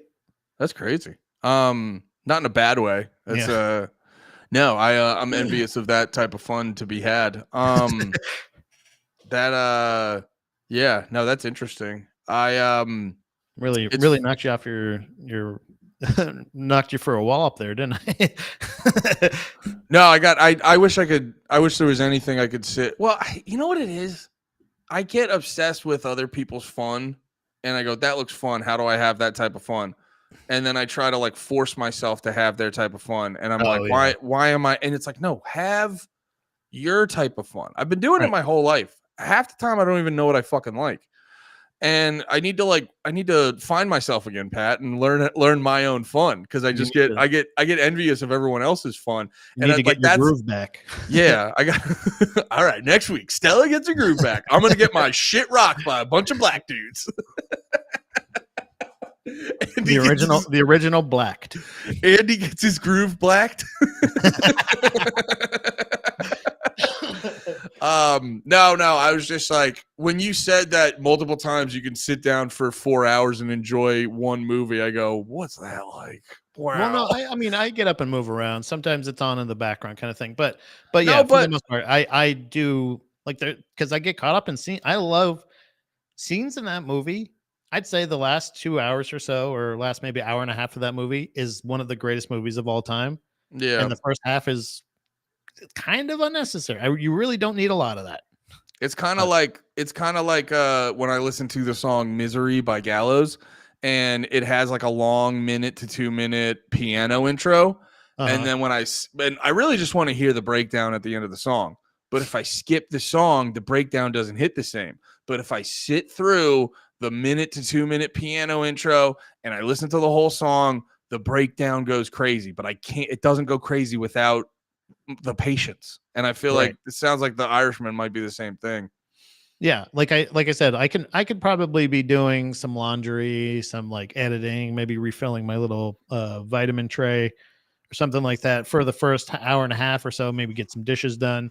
And then like by the last hour and a half, once Hoffa is introduced into the movie, I think that's when the movie starts. Once Al Pacino, Robert De Niro, and Joe Pesci are all in the movie at the same time.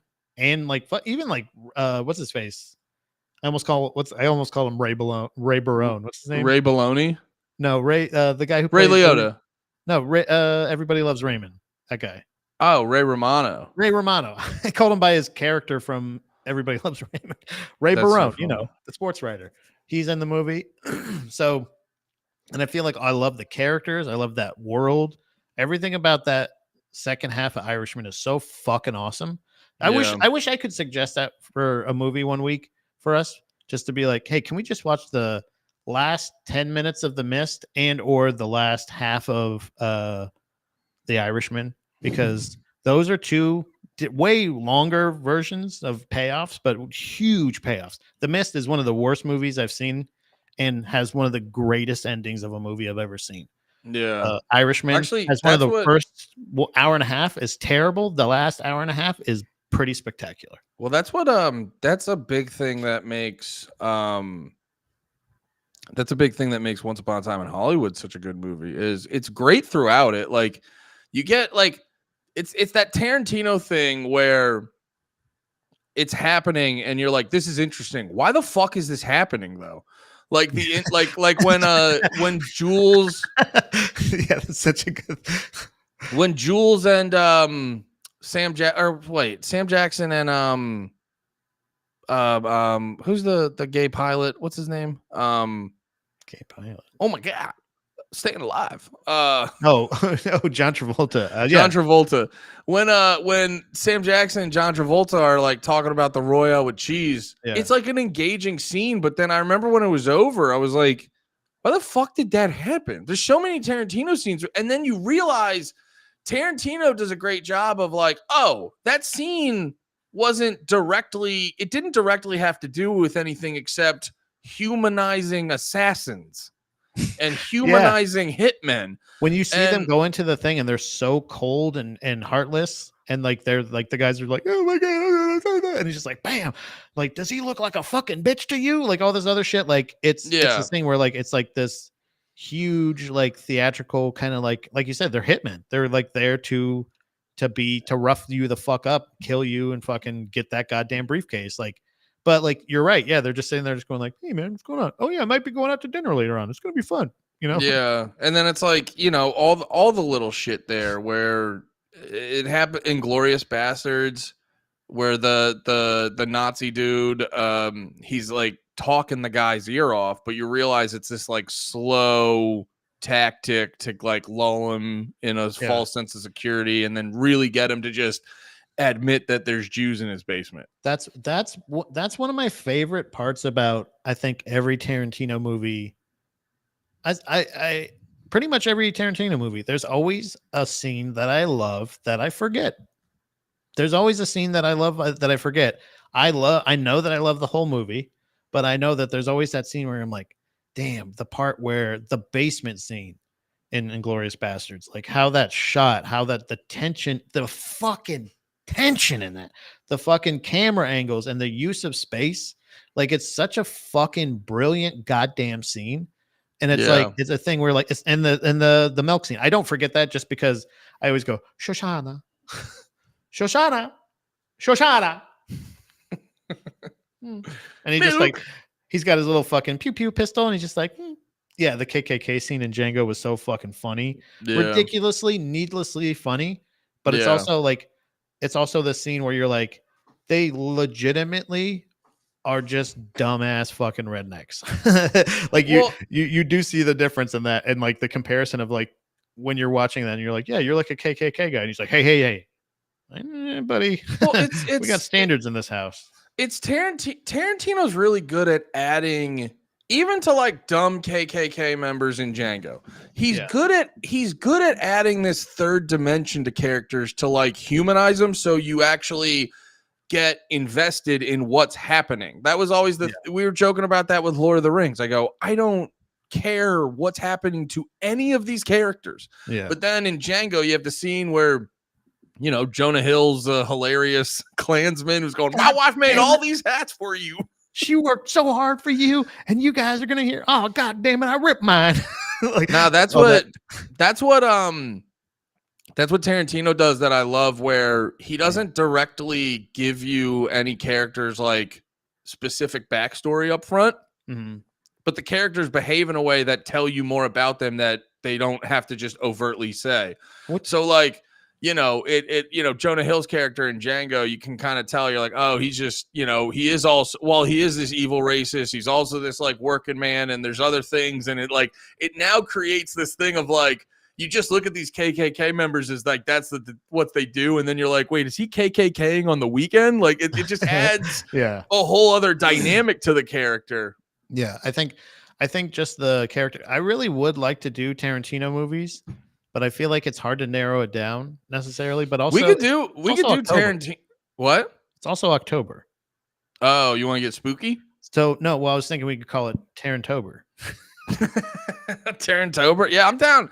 I'm down for some Tarantino because I used to I was never disliked him. I haven't been in the mood to watch his shit. And I usually love watching the shit all the time at the drop of a dime. Yeah. And then after, once again, shout out to Cinedome, the best movie head YouTube channel on the internet. I was watching some of his stuff and I go, yeah, I want to watch some Tarantino again. So Yeah. Yeah, I'll be honest. Any of them you want, because part of me wants to do Pulp Fiction, but that's the obvious one. But I would literally be down with any of them. I really like. I don't know why, but I really love the depth of Django, or not Django, Inglourious Bastards. Yeah, Like on the surface, it is such. It's like it's a war movie, but then it is so funny at some parts. And yeah, it's so fucking crazy violent at other parts. It really does feel like a perfect mix. Like even the Tarantino movie, the Once Upon a Time in Hollywood is such a great movie. Just yeah. in general, it's so much fun, but it still doesn't, I don't know, it feels like it almost feels like Tarantino making a Tarantino movie, but in a good way. As opposed to this is where he's like, what if I did a war movie? That's exactly what it feels like. So I kind of feel like Inglourious Bastards, but that's just, all right. Yeah, I mean we can do a bunch because it is Tarantober. It's Tarantober. Or Yeah. do we want to go in order, either from Once Upon a Time back, or do you want to start? Okay, Do whichever. we just skip around. Yeah, just hop around. The same, dude. It's Tarantober. It's You hop Tarantober. around. Yeah, it's Quentin Tarantober. You don't just start from the beginning to the end. It's Right. Tarantober, so you hop around. That's my mistake. I forgot that we literally just invented it, and I didn't know all the rules yet. Also, dude, funny enough, I not to brag, but I got the audiobook for Once Upon a Time in Hollywood, the book version. I heard Tarantino on Rogan, and he was like, I wrote a Once Upon a Time in Hollywood book, and I go, that's actually really interesting. So I got the audiobook for it, and it's a good book, but it's very similar to the only problem I have with Once Upon a Time in Hollywood is it's an amazing movie, but every so often he's like, all right, I'm going to take 20 minutes to use Brad Pitt's character to tell you how I feel about movies. And you're like, that's cool, dude. Yeah, and yeah. the book is lousy with that. It's the whole book. It's like, dude, just write a book about movies. Yeah, Just give me your. thing. I would kill for a movie that you just. I think he does have a book though like that. But yeah, the Once Upon a Time in Hollywood book is mainly Tarantino just letting you know how he feels about movies. And I think that's also I loved about that was usually movies about Hollywood, and you know this, even Babylon was actually better than I thought the second time around, but it was Nice. movies that are kind of fucking all about movies that are about movies or Hollywood in general. I hate usually, unless there is some kind of weird fourth wall breaking kind of thing, like Last Action Hero kind of shit. Stuff like that. Yeah. But for the most part, Tarantino's was still fun and everything like that. But I like the fact that he has this weird thing where what is it? 9 movies and he's done 10 movies or something. He wanted to make a certain amount of movies and then he's not going to make any more movies. And I think he has 1 left or something like that. But people are also but he's also going to be writing more books. He also is oh yeah, I'm probably going to get into television.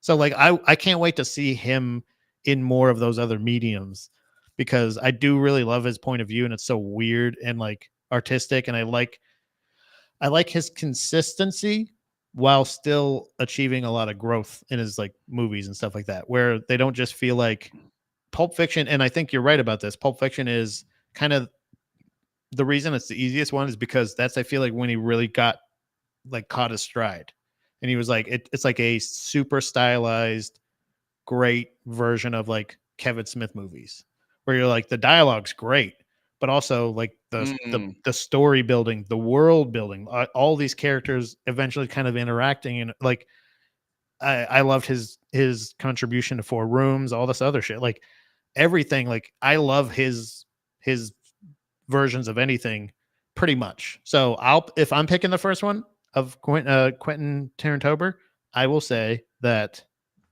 my pick is officially Inglourious Bastards. Hell yeah. I also too watching sorry, I don't know if you wanted that to be the end. No. I was also thinking about this too. Or just in case it comes up later, does this count as one movie or not?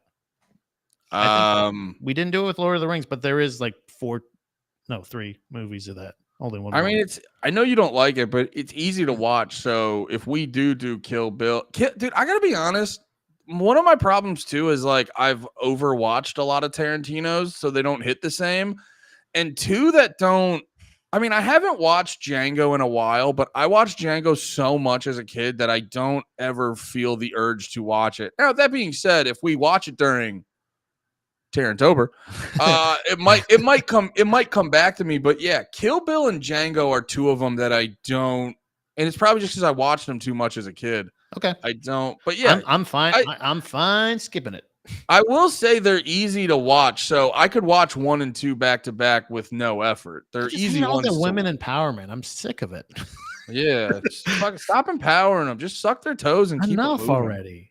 Just objectify them, would you? I thought you liked Hollywood. Yeah, I didn't realize. I was also looking up Paul Thomas Anderson. He's the fucking man too. Which one's he? Does he do Daniel Day-Lewis movies? Yeah, he was There Will Be Blood. Loved it. And I think he just did that one with Leo. Wait, what? One battle after another. No. I was like, wait, they redid There Will Be Blood with Leo? That's awesome.